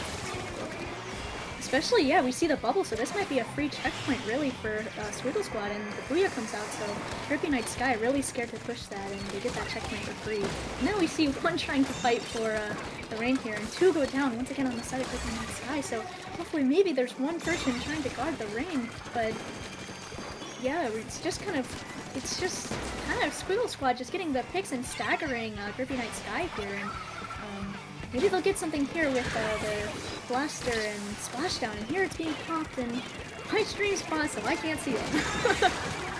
Looks like they approach the checkpoint, and 2 go down, but there is some reinforcements coming in with the hammer, but it ends up going 3 down. A full soft fight with just Shadowwind live on the board, but gets shot by Camry from behind. So, what was a pretty explosive push and rush away. Hold on. They're trying to continue this breakaway push. Live checkpoint isn't able to paint the pedestal and get onto it. So finally, the breakaway push ends, and some picks the other way follow from Camry yet again. Acting their floor, they see a jump, and then getting a full one. And probably a whole lot more. There's still more jumps on. Let's go find a little bit more. Alright. I might have it off screen, but this guy is just mauling in. Yeah, Shadowwind trying to get somebody to get the rain, looking for another, hoping to pull off what Camry just did, really. But we're seeing just kind of more, once again, just some little fights happening, looking for something strong here with Wild Reaper stamping to check, which really shows, once again, a different part of Viper that's really strong in Rainmaker here. You can just kind of paint for your rain forward, and Green Mario going down, 2 down on the side of Squiggle Squad, but still they're holding this defense really well, defense really well, and once again 2 going down on the side of Grippy Night Sky. We see Foot looking for a fight here, gets 1, maybe another behind him. It's just the zap here, so really, we'll see Squiggle Squad looking forward here and maybe getting near to where they were. Yeah, they're getting their push here, but still kind of back and forth here. But the bomb to the rain. The rain check, but Shadowin gets 2. So maybe we'll see. It's just a back and forth between picks here. Whoever gets the most picks first. Shadowing and just stopping the bleeding with the Splatdown and the pick there. So now they have to get this Rainmaker out of their base, but this is like a really unsafe way to do it, because now we're entering deep into enemy ink, and we get more Camry flip farming here. Getting another pick, and it's just down Guiding alive behind the Rainmaker shield, ends up going down to the explosion, and now they have another opportunity to push. Camry's signaling this way, they want to push up the left side, which is like really freaky. What? So, let's rotate right and push right, but it looks like they're going to follow their direction, bring the Rainmaker all the way over. So now it's going to force Scripty Knight's guy to rotate over, but it doesn't look like they noticed it. Look at how far on the UI the Rainmaker is going far forward. It looks like they're about to knock it out and try to throw the hammer back. They don't have a pedestal, but they end up KOing this, and it's going to be School Squad moving on to the grand finals here with a 3-0 victory over Scripty Knight's guy. Wow, yeah, as you're saying, it looked pretty kind of dicey trying to go for that left side, but with Wild Whooper focusing the not in mid, it happened to just work out for them, because that's one less aggressor that they had to fight forward, especially because that was also the hammer from behind, so that's one less special as well that they had to play for front. So they just had to play their 4v3 correctly, or 3v3 correctly, and they just ran forward with the rain, and that was that. Yeah, excellent play out of the School Squad, managed to close that one out. Pushing left on Rainmaker back is too woke for me, but I'll clap and say, nice that it worked. It's very dangerous, because you have to jump up a pedestal. You have to jump onto the pedestal, then up onto the left side, and then you have this thin, narrow area that's really easy to collapse on. But because Wild Whooper was distracted in mid, they didn't have the players available to watch that vulnerable place. So in the end, it didn't matter, and that ends up advancing them to the grand finals to fight again against the Midnight Marauders, who was the round 1 and sent them to the losers bracket. Yeah, usually it's really interesting, because I think it'll be the flanker, like Wiper, who's watching that right, or I guess left side for that push. But because Wild Whooper was going for that pick in mid, that they weren't there to check the flank or check the push that was happening on the odd side. So it just happened, yeah, Squiggle Squad just played that beautifully, where they're distracting the person who they knew would probably check them the hardest, even intentionally or not. And they gotta just run it down. So yeah, I'm excited to see the run it back from Midnight Marauders to Squiggle Squad fight. And maybe we'll see, because Squiggle Squad has been just actively playing, that they can really bring it back against Midnight Marauders. Yeah, I mean, we have this conversation about every single time there's a double elimination bracket. Does the losers run momentum beat even momentum coming out of the loser side? And you've probably been a little bit cold if you're on the winner side, having won about 40 minutes ago, maybe a bit more than that. So you might be feeling a little bit out of touch with the game. That said, they've been looking really, really good the whole tournament. Like when we watched round 3 versus Grippy Night Sky, I was like, damn, Grippy Night Sky might win the tournament. But then they go up against the Midnight Marauders, who just took down the Squirrel Squad, who just took down the Grippy Night Sky in dominant fashion. So it's like, there's also a bigger fish, and the biggest fish here is the Midnight Marauders, and I'm thinking, regardless of feeling a little bit cold, they are a force to be reckoned. Yeah. Yeah, there's a lot of stuff going on. They both won their sets, so it's like 3-0 really, in such a strong fashion. So maybe we'll see with this map coming up how these teams will go about it. All right, let's go Flounder See. Tower one more time just for the bit. And hold on, wait. No way. Hold on. No. No. If we get it, can we re-roll? We gotta re-roll this. Okay. Well, I don't know if this is better. Honestly. And We're we've been gonna re-roll informed. the We're game mode. re-rolling. All right, so too many towers in a row. Name that attorney. Too many towers. It's gonna happen again. No way. No way. Right. Just Dude, let Tower wants to show up. It's fate. Just let it happen. Tower just has something to say, man. Tower's making the boss call. That's the word. Yeah.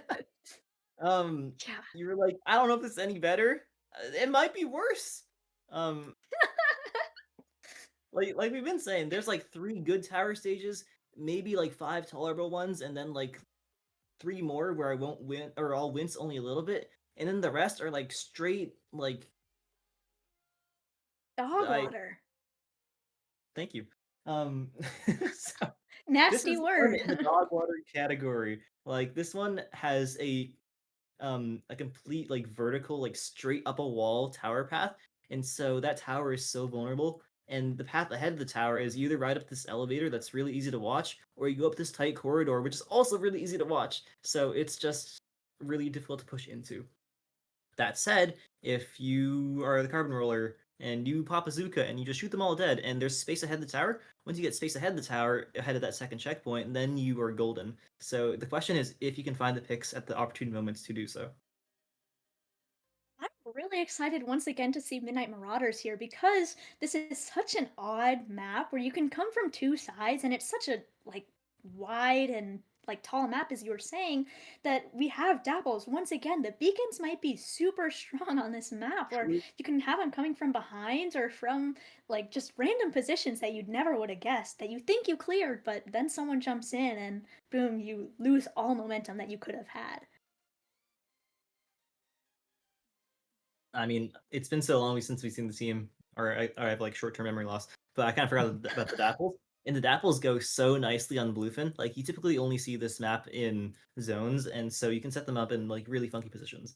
But here, I mean, I think the same still applies because with the beacons, you can, if you manage to sneak in the enemy base, like there are many safe avenues for you to flank from behind and fight in a safe way, because the way the like the little ramps in mid leading to either side, if you were behind them and you like come from where the enemy would be deploying from, there's no way the sentence makes sense for anyone but me. Um, Flank's good, thumbs up, beacon strong. We'll leave it there. Yeah, yeah. There's a lot of yeah, as I was saying, like, there's just so many places where dapples could come from, where beacons could be placed. So we shall see. And once again, Midnight Marauders are so good about popping something from behind or making sure that they have just the enemy team surrounded, where they have just this huge surrounding ability, and especially also when it comes to Snoop and their zipcasters. This might also be good on this map where you can kind of zip across the map and hope for just a pick, and you basically pressure a whole entire side that you want to clear, and boom, they're gone. If you're really funny, you can also put a zipcaster under the map in between the little grates and then hit a trick shot. Not that we're gonna see that, but that's the one quirk of the stage and its only redeeming factor. I think the zipcaster rotation that they have between Rafa and I'm blanking Snoop. See, I still got it. That rotation is going to be really good on tower control, I think, because I mean they don't, on the side of the school squad, they don't really have the resources to deal with the zipcaster.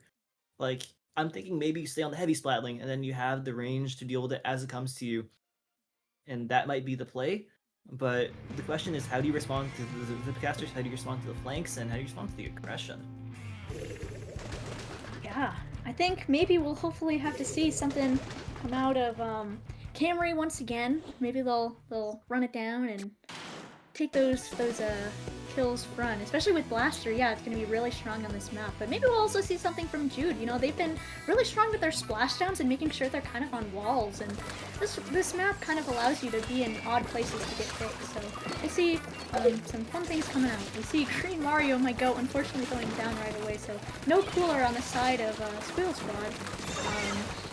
We see the dogfight once again happening. Galaxy's looking for the pick, and they get it with help of teammates. 3 down on the side of Squiggle Squad, where, as we're saying, Midnight Marauders really just being able to rotate and keeping those zips and having their team in really strong positions to have the enemy team surrounded. Well, we see a little bit of flanking from Queen Mario trying to get some presence in front of the tower, and also another flank from Camry, actually. So, they've started this like 2-prong fight, and they've kind of done what Midnight Marauders has been doing to everyone this tournament, getting behind and starting that 2-prong fight and getting that fight win. But, they jump right back to the beacons, which will continue to be a disruptive force in this set. And, even though the Smooth Squad managed to win that fight, they're just right back into it because of those beacons, and they're going to win the fight on their recall. And so they're going to keep pushing this tower down to 50-point mark now. Yeah, even though Midnight Marauders had 2 go down, they still were able to continue their pressure forward, and they get another pick here because of those beacons that they're able to continue and hold their space. And as we were mentioning, they're doing really good about like staying alive, have one person back up, and have those jumps back for everyone to just kind of come back and be able to continue their fight. However, here we're kind of seeing Squiggle Squad being able to take some space, and 2 go down on the side of Midnight Marauder, so maybe this is Squiggle Squad's chance, but 1 goes down. Actually, Galaxy just beaming these guys, getting picked off unfortunately afterwards. So we're seeing, Squiggle Squad being able to take some space here off of Midnight Marauders. Yeah, I mean, this is the best they've looked versus the Midnight Marauders all for both these sets, and it's partially thanks to Camry, who's leading the charge here with the bubble in such a strong position. Like, one of the hard places for them to contest is that elevator, and so covering the area ahead of that bubble is going to allow them to get this presence on the platform. And now this is where things get dicey because they've already gone down to the 20-point mark, and now the Midnight Marauders have to find a way in. And it's sort of the Zipcaster. They choose the tower, and they end up getting 2 picks with some following AoE. So they have to get Foot out of here, and they end up getting Foot. Jutsun wisely chooses back up and recognize that their push is now over at 14 points, but that's a really strong push on the Soul Club. Yeah, especially on this map, you think, I mean, hardly you get past that really second checkpoint or so. It's hard to get past that wall, so we'll see something strong come back and rotate back, but they're still continuing their push with the pick down on Snoop, so Camry looking for something, just trying to guard tower, not super trying to aggro any fights, letting Midnight Marauders come to the Squiggle Squad here, but we're seeing just kind of, once again, little mini fights come out, little scrappy fights come out. We see Snoop looking for a pick here on Zipcaster, but there's two specials on the side of Squiggle Squad up, so maybe we'll see something strong come out of them. I don't know, that was like a really good flank from Galaxy just then. Like they got no kills out of it, but everyone on the Super Club turned around to fight it, and so they drew all the attention away from the tower and they stopped that push that was now it's the special ready. And so by buying that time, even though they pick themselves, it allows Swiftrod or to knock back in. But in the end, it ends up not mattering because Camry just got hit a clip on stream yet again, farming, and it hit. Oh, and hits another one. All right, keep the camera on this guy. We're just getting this whole fight from Camry. And so, they're leading the charge here. It ends up going down to a bomb, but they paved so much room open. And, as they go down, Rafa now has the ability to walk forward. And they just that tower with ginormous Luna AoE. So they're able to stop that push in. It's not a good thing to get on the Zipcaster. Nice play out of Rafa. For sure, still being able to hold that space with that Zipcaster, so getting those picks and being able to hopefully move back into mid here, but 1 goes down on the side of Squiggle Squad, so now and 1 also goes down on Midnight Marauders. We're camping the jump, but 1 also, Green Mario, trying to camp the zip jump, unfortunately goes down. So now we're kind of hoping maybe we can fight on even ground here, looking for more picks, just kind of scrappy fights here. 1v1s coming in and out. We see 3 go down on the side of Squiggle Squad, so maybe this is Midnight Marauders. And the onus is on them because they don't have to leave right now, and there's only 15 seconds left to do so. So most of this push is going to have to happen in real time. Which means you have to get everyone cleared out in front of the tower beforehand. Otherwise, some blaster AOE or a Booyah bomb. Make sure you get that from, or look out for that from Foot. Is going to stop the tower. But the push falls for even happen. Green Mario escapes the tower. It's only a Galaxy by the tower. They don't manage to get on it, and that is going to be the first game going to the Squiggle Squad. Wow.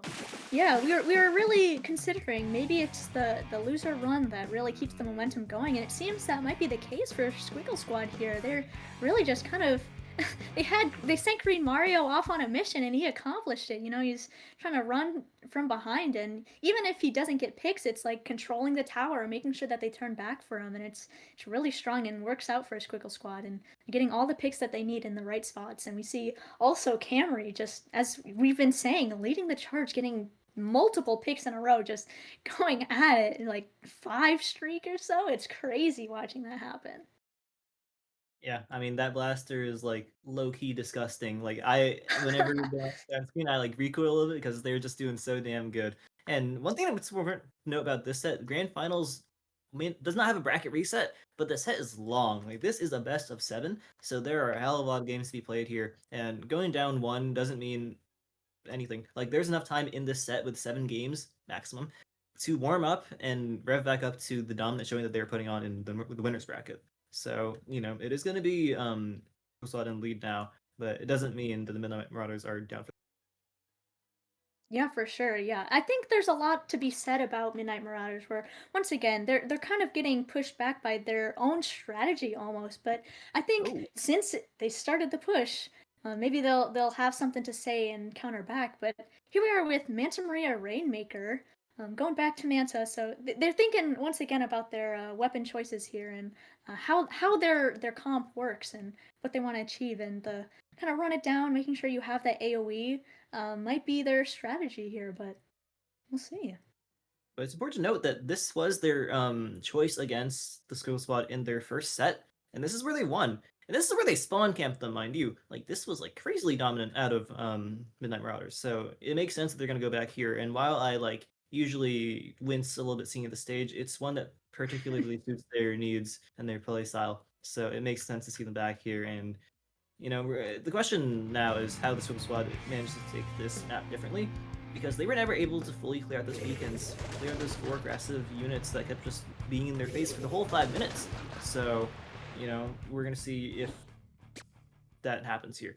And it's not going to be a compositional change, it's going to be a playstyle change. So we're choosing to keep the same guns, which is fair. They worked out pretty dang good in the last map, but we're going to have to switch up the way we play a little bit if we want to get this.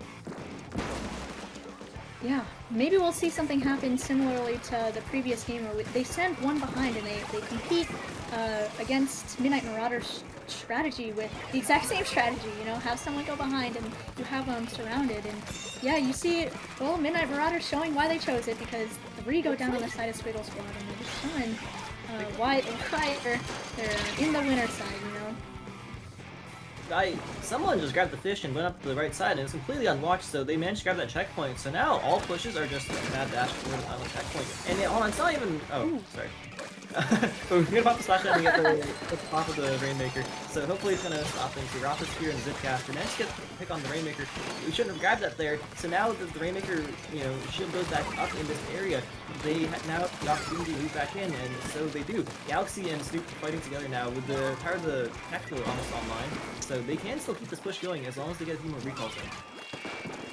Yeah, that could have almost been the end of the push for Midnight Marauders, but because of the beacons, because they just had those perfect jumps in, that they were able to just get back into the fray, as we've been mentioning has been their really #1 strat. And here we go, once again. I was going to mention the Daffles was staying alive, but all of them go down on the side of Midnight Marauders, so maybe this is the chance for Squiggle Squad to get back.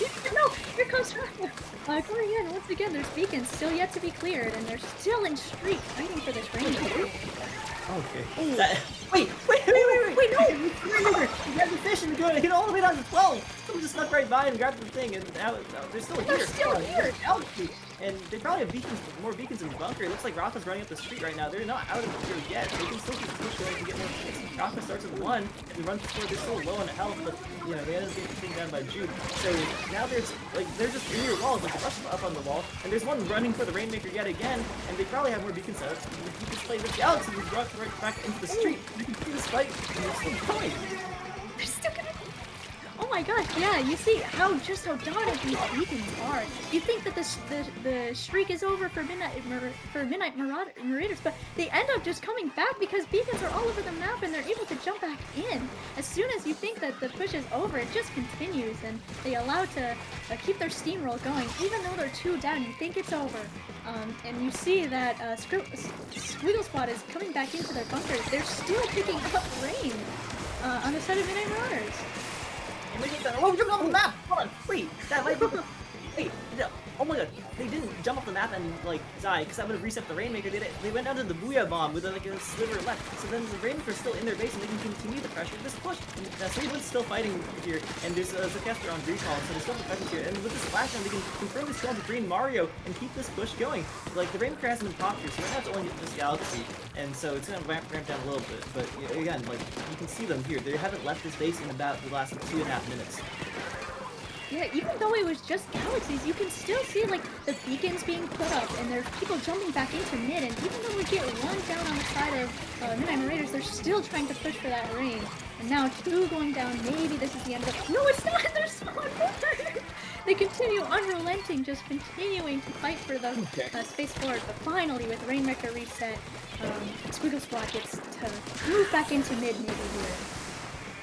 Yeah, I mean, that's the play that they needed to make. They needed to jump off the map with the Rainmaker and just let the thing go back to mid. And, thankfully they managed to stop it all. And this is 3 down, so they can grab this first checkpoint. Now, they still have a lot of work to do as that checkpoint's on us. They're super excited yet. But now it's their turn, finally, after 4 minutes, to have this presence in the enemy base of Midnight Marauders. And now it's their turn to push. And, there's no one ahead of the Rainmaker right now. So they're have this opening push of 41, but, that doesn't beat 12. So they still have some work to do here. Yeah, with a minute left, it might look a little tough for Squiggle Squad to get back in, especially with Midnight Marauders taking the rain here, but yeah, the Dapples goes down, so maybe it's a little bit of a chance. 2, 3 go down, and now it's just rain, so maybe this is actually, once again, a chance for Squiggle Squad to get back in. They have to look for those beacons, they have to look for jumps, they have to look for fights being together. With Green Mario popping cooler, this might actually be super strong, as they could have just moved in. Oh, and they take the rush down, and it's just one!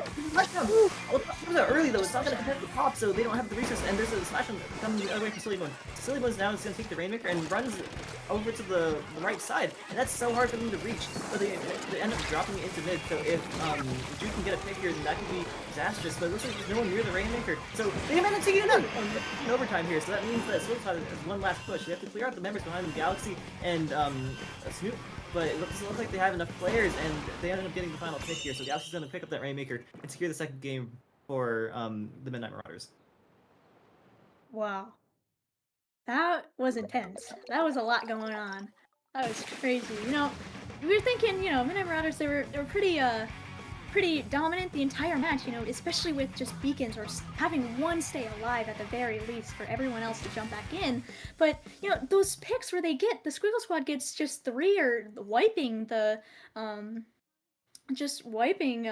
Midnight Marauders, that they can get back that space, and we saw that they got all the way to 22, and it could have been like the end of the game really there, and Squiggle Squad could have taken it if the splashdown was timed just a little bit later for that pop, and could have gotten maybe another pick off there, and that could have been the game right then and there instead.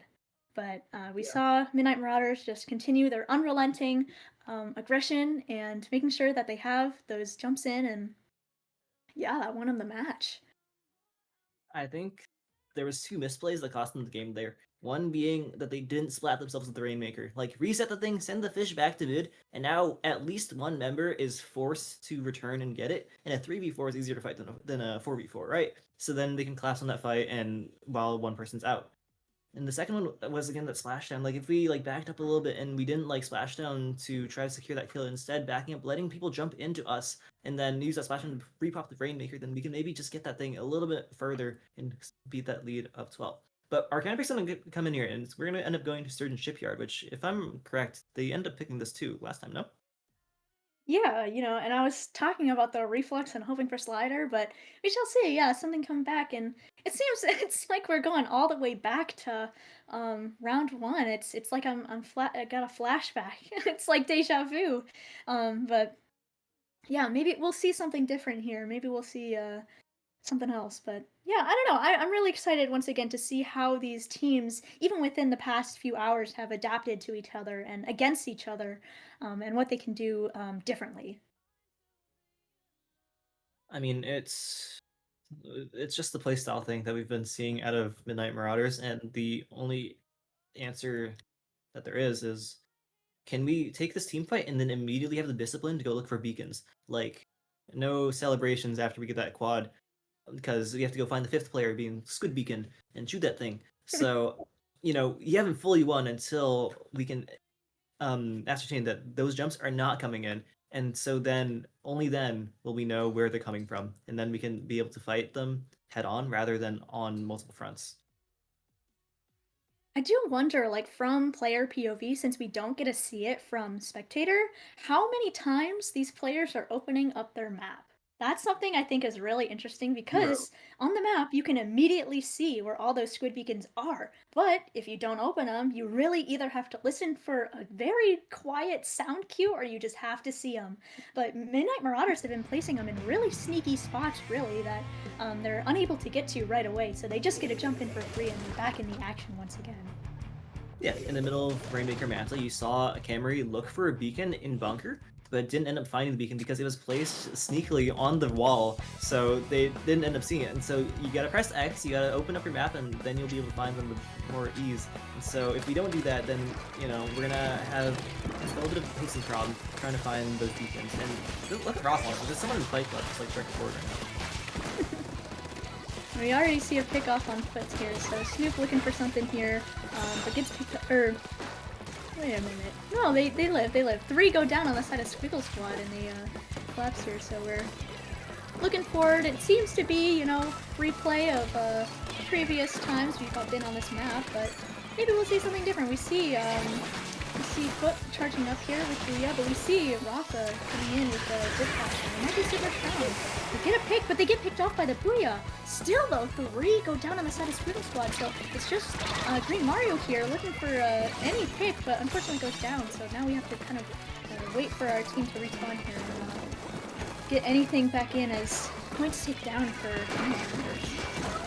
There's only 36 left now, and it's the onus is on them to move forward here. They do have some resources like the Splashdown, but your zap going down, your highest speed weapon is not a good sign. And they're forced to burn Splashdown off. If they lose the fight, it could be really disastrous, and that's gonna be a full wipeout. So there's no way they can get to the zone. There's only 15 ticks remaining, and they're on the recall now. So again, it's pretty safe to say that in really dominant fashion here, it's gonna be the Midnight Marauders winning this third game here, putting up 2-1 in the set. Yeah. Wow. I mean, that's crazy. Yeah. Wow. It was just such a good gameplay out of the Midnight Marauders, as always. And so I think on a stage where it's more open, they have so much trouble keeping track of them on the stage as well. It maybe was not the strongest counter pick out of them. One play that I saw was that Midnight Marauders, they were maybe 2 or 3 looking on their right side as someone was coming up. It might have been Green Mario, looking for that flank. But as soon as they got that pick, they immediately turned to the next fight, which is where everyone else was fighting. Like there was Camry and everyone looking for that side on right, where it's like they really want to fight for it.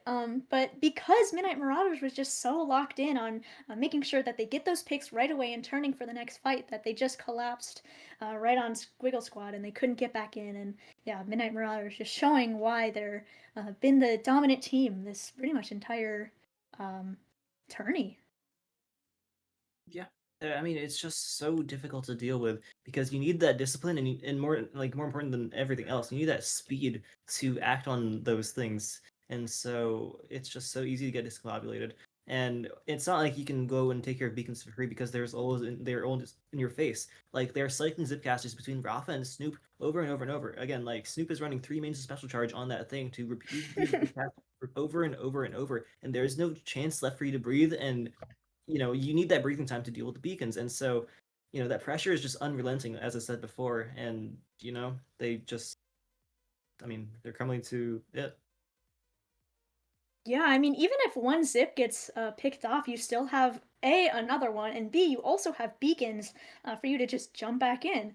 And it's like, then you just farm for another one, and you have that front pressure, you have that back pressure from a zip being behind. And once again, it's like the enemy team just gets surrounded. And what do you do against that? You just have to play basically perfectly. You have to have this getting a pick off, since, it's like they have these front lines.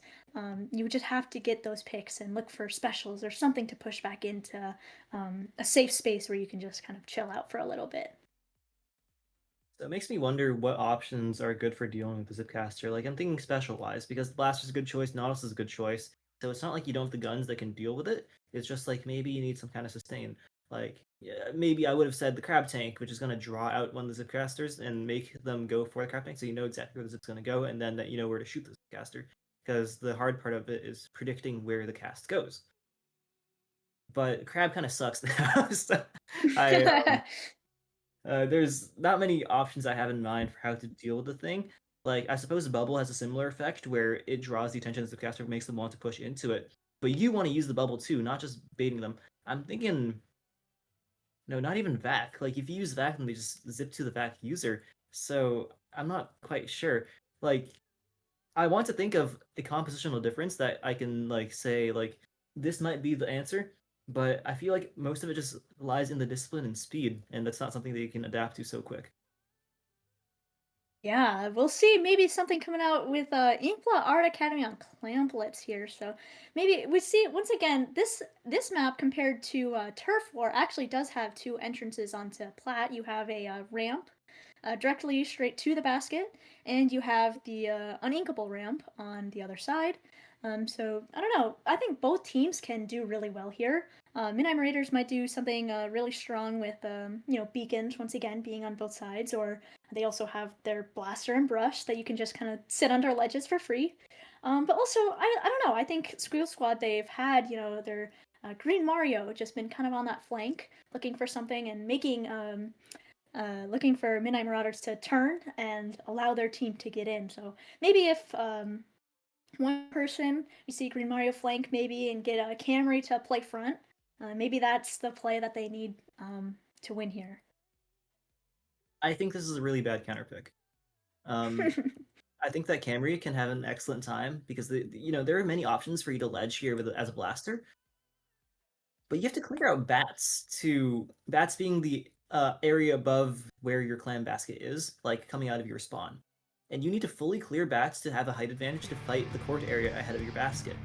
And the one thing that the Midnight Marauders have been a constant in is being hard to clear out. And so having that area that's so crucial to your retake be something that's hard for you to clear, and then the enemy team is so good at having the presence, that might, like, if they get into an advantage position, I can only imagine it to be like difficult.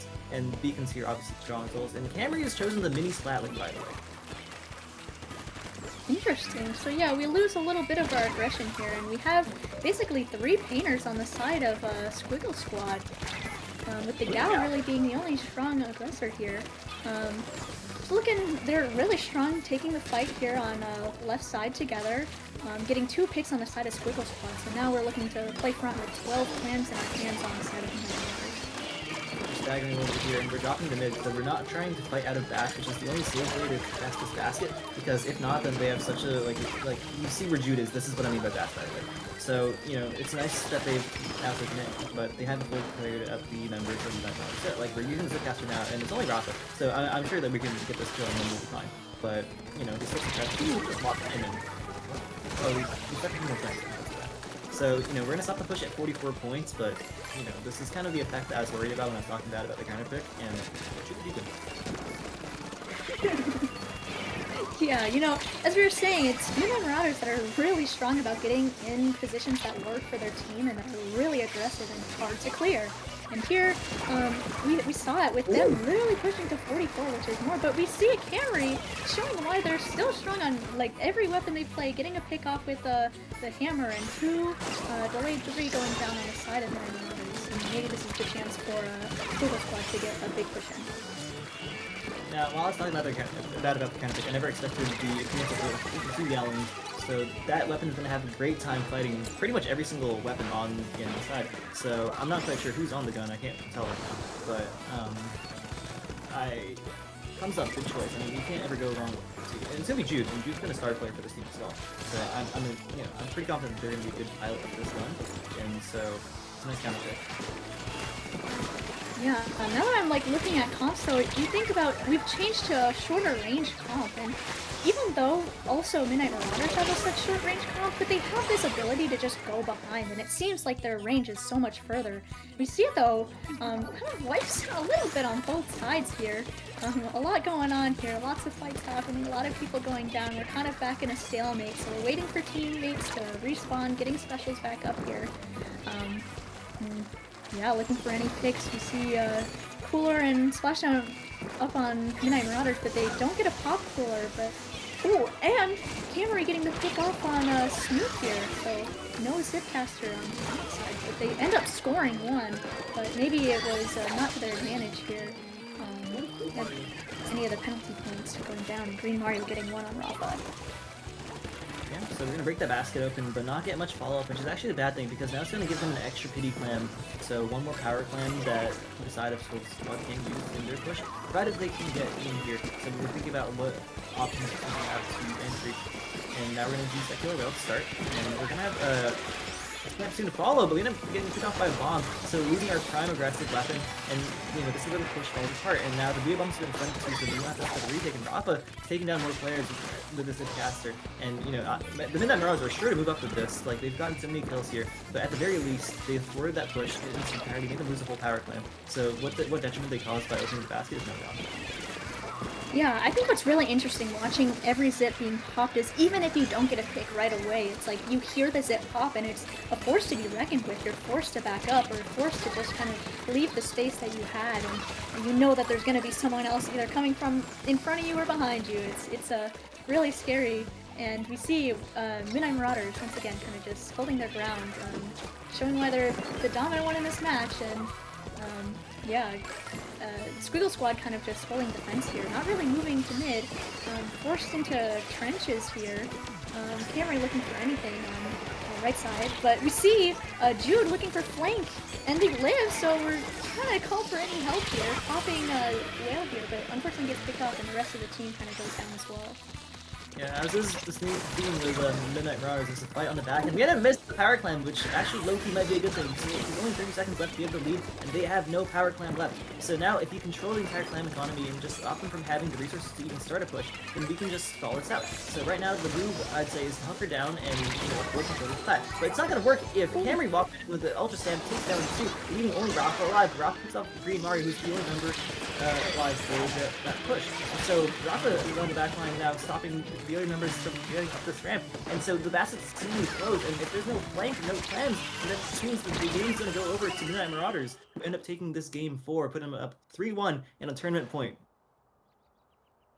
Oh yeah, I was thinking it was getting really dicey there at the end, where Squiggle Squad could have really gotten in, but Rafa being right at the ramp, they knew that they wanted to push through there, and was holding just such a strong position, and was predicting them to just walk through and just pre-firing and making sure that they get that AoE damage on that ramp, and they got 2-3 kills just right off the bat there, and stop their push. And unfortunately for Squiggle Squad, they couldn't move past the unrelenting force of a Luna Blaster.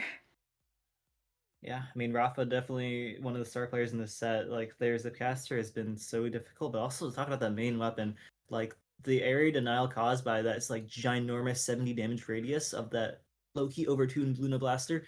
Like, they're able to completely thwart every single attempt and block up that path. And so, I don't know. I like the counterpick weapons wise coming out of Skill Squad. I think that the 52 gal, I mean, much to my dismay, the 52 gal was an excellent choice, and so they were able to get plays going. And I think that their flanks were, they had the right bones, but I think the team was maybe a little bit slow to follow up on them. And so you saw Jude in the front line, end up going down alone. And so, you could say it's Jude's fault, or you could say it's everyone else's fault, but I think it's just like, you have one idea, or rather, you need to have one idea as a team and commit to it together. And I think Jude had the right idea, or maybe they had the right idea, the other teammates, playing a little bit further back. But regardless, you have to commit to one of them, and then when you commit to one as a team, then it goes good. So, I don't know, just like team play thing to figure out for what could be the final game of this tournament. I think though also like Midnight Marauders play super well and almost force Squiggle Squad to play disjointed and separated like that. Like they're making these plays where they're playing in good positions and kind of make them move towards spots that aren't necessarily favorable for the Squiggle Squad's weapons or anything where they can start a push. Where as soon as we saw in one of the plays where Squiggle Squad, we see Camry or really anyone just get any sort of special up as soon as they pop, it's like they're forced into another position, and unfortunately might get picked off because just Midnight Marauders are ready for them and they know where to pressure and get them out of the spots that get Squiggle Squad out of the spots that they want and push them back. I think that, like, the pressure from Midnight Marauders is so disjointing, and I'm quite honestly, I don't really have a solution for it because at the end of the day, it is just you have to match their pace or kite them, because you have to recognize that they are 4 small range or short range weapons, like the dualies, both dualies, one having less range than the other, a blaster and a brush, like they can't touch you from very far away. The only options really are just the Zipcaster and the Splashdown to open those engagements. So perhaps the answer is maybe you don't fight them head on. Like you recognize them coming and you just back it up, put it in reverse, and then you can shoot them while they are out of range, while you have a little more range of them. Like especially the mini Splatling coming out camera, which they were doing this by the way. So excellent play from them. And counterpick comes out from Steel Squad. We're going to be going to Barnacle and Dime Turf War. And I think you'd be pretty happy with this choice, I'd say, because I mean you like the reflux, you think the flux works good here. Yeah. Yeah, I mean, I think this is maybe a really good map for Squiggle Squad. They know what works for them. Um, it's like they have more of a paint heavy map or comp, I should say, with the Reflux or with a Zap. And maybe they're bringing back the Mini instead of a Nautilus, so they have, once again, more paint to play with.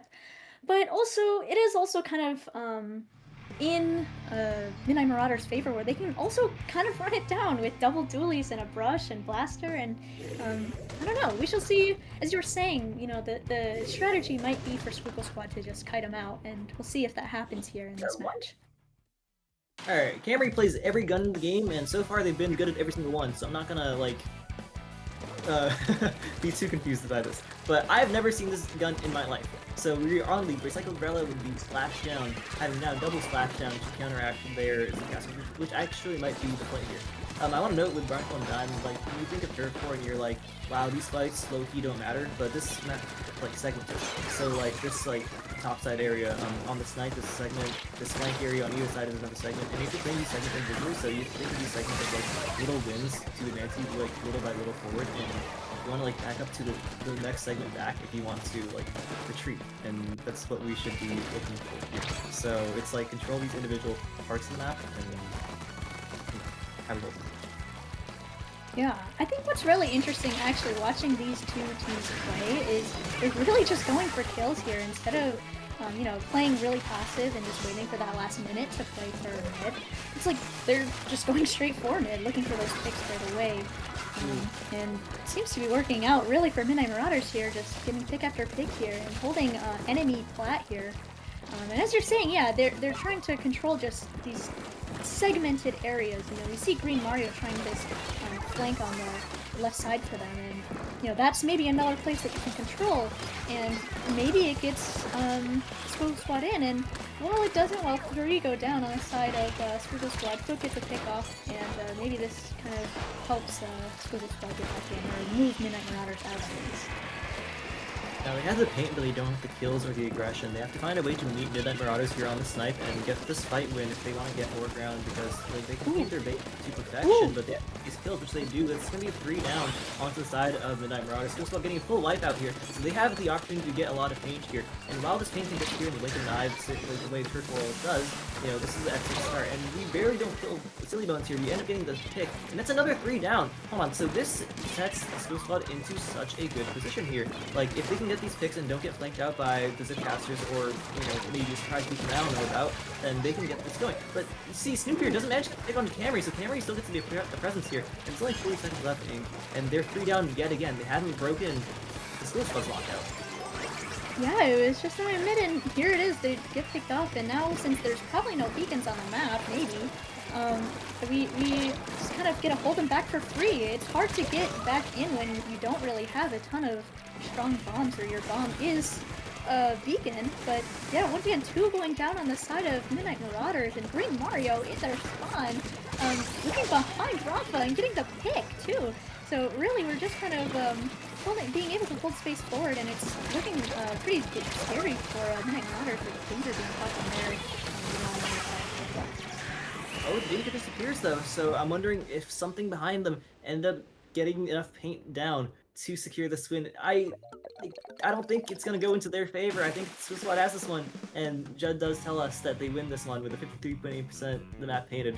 So it's going to keep Squiggle Squad's tournament run alive, putting them up 2-3 in this set, and so we're going to at least see, you know, another game here. Yeah, as we kind of mentioned, it's like the last 30-ish seconds that matter. And honestly, like there it was kind of the last 45 seconds to a minute where, you know, 45 minutes, eek! No, 45 seconds where Squiggle Squad got that pick off and like really just wiped Midnight Marauders, and they got to go back into mid for free. And even though that Midnight Marauders had the beacon set up, that they were almost basically ready for it, and they were able to track down all the dualies that were jumping in. And as soon as they found them, they picked them off, and they got to hold the space for free. Yeah, I mean, it's exactly what you needed to like fix this problem versus the Midnight Marauders, because their whole game plan is to disjoint you, but they played together. They called out the flanks. Like, especially, I think, like, I've never seen a recycled barrel in my life, but I ended up thinking that it's a pretty good pick by the end of the game, because they would pop that splashdown, and so like a flank from Rafa or a Zipcaster, like could at least guarantee that they'd be traded out with the new patch making that splashdown activate so quickly, and so it guarantees those trades at least. And if you can at least trade out, that means that there is no one in the back line to now jump to or play with. So then those team fights are no longer as disastrous as they were before, and I think splashdown might have been the answer, and they found it. Yeah, even also on the side, on the opposite side, Midnight Marauders looking for with their splashdown. They almost, I think, maybe could have pulled Again? it back. We going back. Oh my gosh! We think we'd be done with Flounder Heights tower control, but here we are once again. I guess there's something just in the water that makes us choose Flounder Heights tower control. It's we're being like puppeteered right now. It's calling to us. There's something in the water. They're making the squids flounder. So yeah, I guess we're back, and I mean that makes sense because they like put straight belt to splat. I don't know. In that first set where they did real good on them in tower control flounder, they kept them in their base for the entirety of that game pretty much. And while they managed to break out near the end, break that first checkpoint, it was like 4.5 minutes of straight kill after kill after kill. But this is a whole new skill squad that we haven't seen before. Now, probably having like this is likely the best composition that they've found into the Midnight Marauders. So if they're able to recreate the same kind of team fights that they were in Barnacle and Dime and translate that to Flounder Heights, then this could be pretty good for them. I will say though, if we pick Recycled Brella on Flounder Heights, I might think you're trolling because it's like a really vertical stage, and you have like your long range. Sorry, what the hell? Hold on. You have a lot of range, but it's like a very flat weapon, and so you don't have the ability to fight vertically anymore. And Camray's Carbon Roller is absolutely disgusting. So is their Blaster, and I feel like we might end up going to that. So perhaps they don't have, yeah. So we've ended up going to it and switching to the Nautilus 2 instead of the DL. So I think this is a rerun of the same compositions that we saw them play on the first time they ran this. Yeah, maybe we'll see something coming out of Squiggle Squad. Now that they have another game under their belt, they're feeling pretty confident. Maybe we'll see something really strong. But they unfortunately get picked off. We see Cameron getting picked off, but they do trade out, so we'll see still kind of these dogfighty 1v1 little fights happening here and there. Green Mario juking out Rafa here. Just getting the pick off. They have Cooler ready. Might look for the front here. Galaxy's looking for Green Mario though, so Cooler's up. Looking fronts here, just a lot of scrappy fights here, yeah. Unfortunately, we have Buster down once again. Just a lot of stuff being popped. There's Booyah, there's Zip. Cooler wants to get up on the side of Midnight Marauders, so maybe that can get him back in as they continue their push here as Green Mario tries to fight for tower. So at the end of this run, it is going to be the Midnight Marauders who pretty much come out on top. Like, not that the fight's over, not that there's no presence in the skill squad. Look at the positions that they're forced to take, like running behind the tower, getting like that tower physically separating them from the rest of the team, and ending up taking a 1v3 effectively. So they end up turning around and taking this fight. It's going to roll them all the way down to this third and final checkpoint. And look how far up they are. Like, they have the splash, it's going to take down Jude, who was close to their own splash down, so they don't have that resource anymore on the retake. And so there's only 29 points remaining, and there's the caster coming out from Snoopa and Rafa, and they're just keeping this fight forward. Camry goes down the front line. It's only Jude alive in their base. There's only 19 ticks remaining. It's all up to Jude, but Jude goes down to Rafa. Rafa's now walking the sledge, and so it's Green Mario rushing the tower. Can Green Mario replicate what they did before? No, it's down to 4, and they're also jumping off the tower now. Camry gets a pick, looks for a second one, finds it, and Snoop is so low. It's just Snoop alive. Snoop goes down. It's a full wipeout, stopping the bleeding at 2 points remaining, and that's going to be the Squiggle Squad back in control now, and their turn to push and break that monstrous lead to 2. Yeah, I see a nice guy up here just holding his heart, just freaking out over the fight. Yeah, that was intense. That was a lot of stuff going on there. We're seeing just Midnight Marauders once again showing why they're so dominant after all this time, that they're able to just force Squiggle Squad into these awkward positions and force them into these fights that really favor Midnight Marauder and how they are able to just kind of take odd fights and get the zip. But we see Camry getting 2. So, and that's a wipe on the side of Midnight Marauder. So maybe this will be the start of Squiggle Squad and their really strong push here as we get specials coming up from Camry and Foot here. No better opportunity to push than a full wipeout, but we're a little bit slow on doing so, and so they've all returned, and now it's another fight in mid on these, it's like a very big, like, vertical venue. So, you know, one down on either side, Camry being the one that goes down for the Squiggle Squad, who's been such a key player, so it's gonna, they're gonna wisely choose back up here and wait for reinforcements for to continue this push. But, you know, it's gonna be the Midnight Marauders who get this push going again. They've got Cooler, they got a Zipcaster at the ready, so, you know, they can get some damage in here. But Foot ends up trading out with the Booyah Bomb, stalling the tower, and there's just fights like this. Flank from Silly Bone, he took down 1, and ends up collapsing onto the Reflux here, and bring Mario as well. And full wipeout, and some go into the favor of Midnight Marauders here. And, you know, as a reminder, there are no checkpoints remaining, so they can vault right up to this final checkpoint. Flashlight in their base with 2 Zipcasters at the same time. The tower rolls up to the end here, and they're gonna knock it out. That's gonna be the Midnight Marauders taking this 4-2, winning Sunshine Splatdown Reheated here. Wow, that was crazy. You know, I'll see a lot of dualies players, you know, it'll be a splashdown or something, and it's just gonna sit under ledge and wait for them to drop. But no, this was a really aggressive play, especially from everyone, where it's splashdown and from the dualies just front and getting 2 picks, and then we have the Zipcasters both being popped and just forcing them to back up, and they just can't contest for the tower there. That was crazy. Just full throttle ahead, and it worked out. Yeah.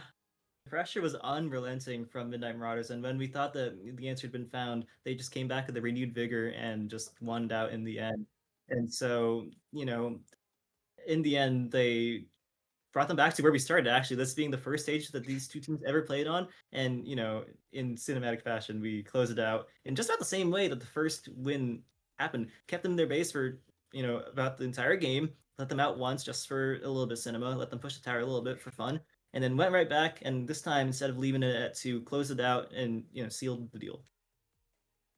Yeah, it was just really crazy. I think it was really fun though to see Squiggle Squad just almost like really learn to adapt to what Midnight Marauders were doing. You know, they were able to get picks off, I think, easier than the first match that we saw, and I think it was really fun. Yeah, you got to see them just kind of being able to get at least their foot through the door. You know, take another game off of Midnight Marauders, and it wasn't just a full sweep. So it was really fun, really interesting. So I don't know. We'll maybe get to see what Midnight Marauders get to say, and how they feel after winning a lot of their matches here, Yeah, and the so whole tourney as a whole. we're bringing on Snoop Loop from the Midnight Marauders here, the Star Brush player. I mean, talk to us. I mean, how do you feel? You just won the whole thing. Like, that's money in your pocket. I'm not gonna lie, we were kind of scared, but then we remembered, just because like, you know, other people are like, you know, maybe better. You know, we still got to give it our all, and we did. Um, Rafa had like amazing callouts. Uh, Galaxy was really good with his beacon placements and the coolers. I don't think we would have got through without that. Silly was really good with the aggressiveness with me and him. The uh pushing them back to their spawn and everything. Uh, I think we really came together and won on Flounder. It started with Flounder and it ended with Flounder. Um, yeah, it was really good, really fun. That's awesome. Yeah, I mean, I feel like there's so much tower control this whole tournament. I feel like for Yeah, the randomizer really loved it, and they would not let anything else change. It was fate that this whole thing would end on tower control. Um, but I gotta say, Snoop, the gameplay we saw, phenomenal. You know, seeing you guys, I know you guys have been training too. So you guys were training, you guys were building the team spirit and all. But I mean, congrats to you guys. That was awesome. Seriously. that was really fun. Thank you for having this tournament. It was really fun. Of course, of course. Do we have any other questions for Snoop? Think. How do you feel about playing double zip? That isn't something I think we typically see in competitive Splatoon. So how'd that play out for you, and what do you think about that? I usually don't see anyone use it. Yeah, but then we didn't know like which weapons we were using at the start, but then I said I used the octo brush, and then he was using the Luna with the zipcaster, and we both just be aggressive zipcasting at the same time, and it worked. Um, I love the zipcaster, so it was funny to see another zipcast user. Awesome, He awesome. was a Well, fun play to watch. it Yeah. was indeed. Snoop, real quick, do you want to just shout yourself out and shout out your team where we can find you guys? Shout out Galaxy. That's my guy. Rafa. Silly. Uh, I stream too. I was streaming our POV. Um, I also do a lot of art, Splatoon art, VTuber art, everything. Um, yeah, Very good, very good. All right, well, appreciate you, boss. We'll send you back down to your team. Congrats. thank you. And thanks for playing, man. Of course. All right. Well, I mean, you guys did an awesome job. I mean, this was such a fun tournament to watch and to help be a part of. Um, real quick too, before we give our closing remarks, I just want to say thank you to everyone who watched this. Thank you to everyone who worked behind the scenes to get this all kind of set up and ready to go. Of course, if you guys want to shout yourselves out, feel free to right now. Where can we find you? Yeah, I have it on screen here. I'm Ink1ing1 on Twitter. I can't say Inkling1 because maybe it'd be with an L. I also you can catch me playing a lot of Splatoon tourneys just around. I don't know, catch my Sendo. Just look, watch the boards, watch the boards. I'm next up. I don't know. I don't really know what else I got. I stream also on YouTube, Inkwinning as well. You can find me on my twitter.com, not the x.com, on screen underneath my face. I'm a broadcast producer. Hire me. I do graphic design. I do motion design. I'm not meant to be in front of the camera, but I am here for some reason today. So, nice to be on the other side of the camera for once, and hope you put on a good show. Awesome, awesome. Well, also real quick, huge shout out to Biscuit, the man behind the scenes. I don't know if the stream can hear him or not, but he's been cooking this entire thing. I obviously, you know, when we wanted to put this thing together a couple years back, I still wanted to do it even after we couldn't. So it's glad to be able to bring him back and put on quite a show for everyone. Hope the chat enjoyed it. Hope everyone enjoyed the spectacle, if you will, of course, of Splatoon 3. And before we do end here, obviously, I just kind of want to say one final thing. Thank you guys for how awesome this year has been so far. We've done a lot, and just in terms of just fun stuff, in terms of videos and streams and everything. So this is definitely a big staple, I guess you could say, of my thing that I do on the internet. Splatoon is definitely one of the games series that I've loved ever since the first one. And to be able to help put on an event like this and be able to kind of bring people together for it was awesome. So please shout out to all the competitors we had. You guys are awesome. Thank you guys so much for being a part of it. Shout out to our casters, shout out to our broadcast, shout out to our moderators. You guys helped so much with this. Really do appreciate it. And as we end here, I do have one final clip to show the stream, but everyone else here, thank you so much. I do appreciate it. Obviously, follow the channel, subscribe to everyone here, follow everyone here too. And with that being said, my name has been Night Sky. Thank you everyone so much for watching, and I'll see you in the next one. Peace out. Thank you guys.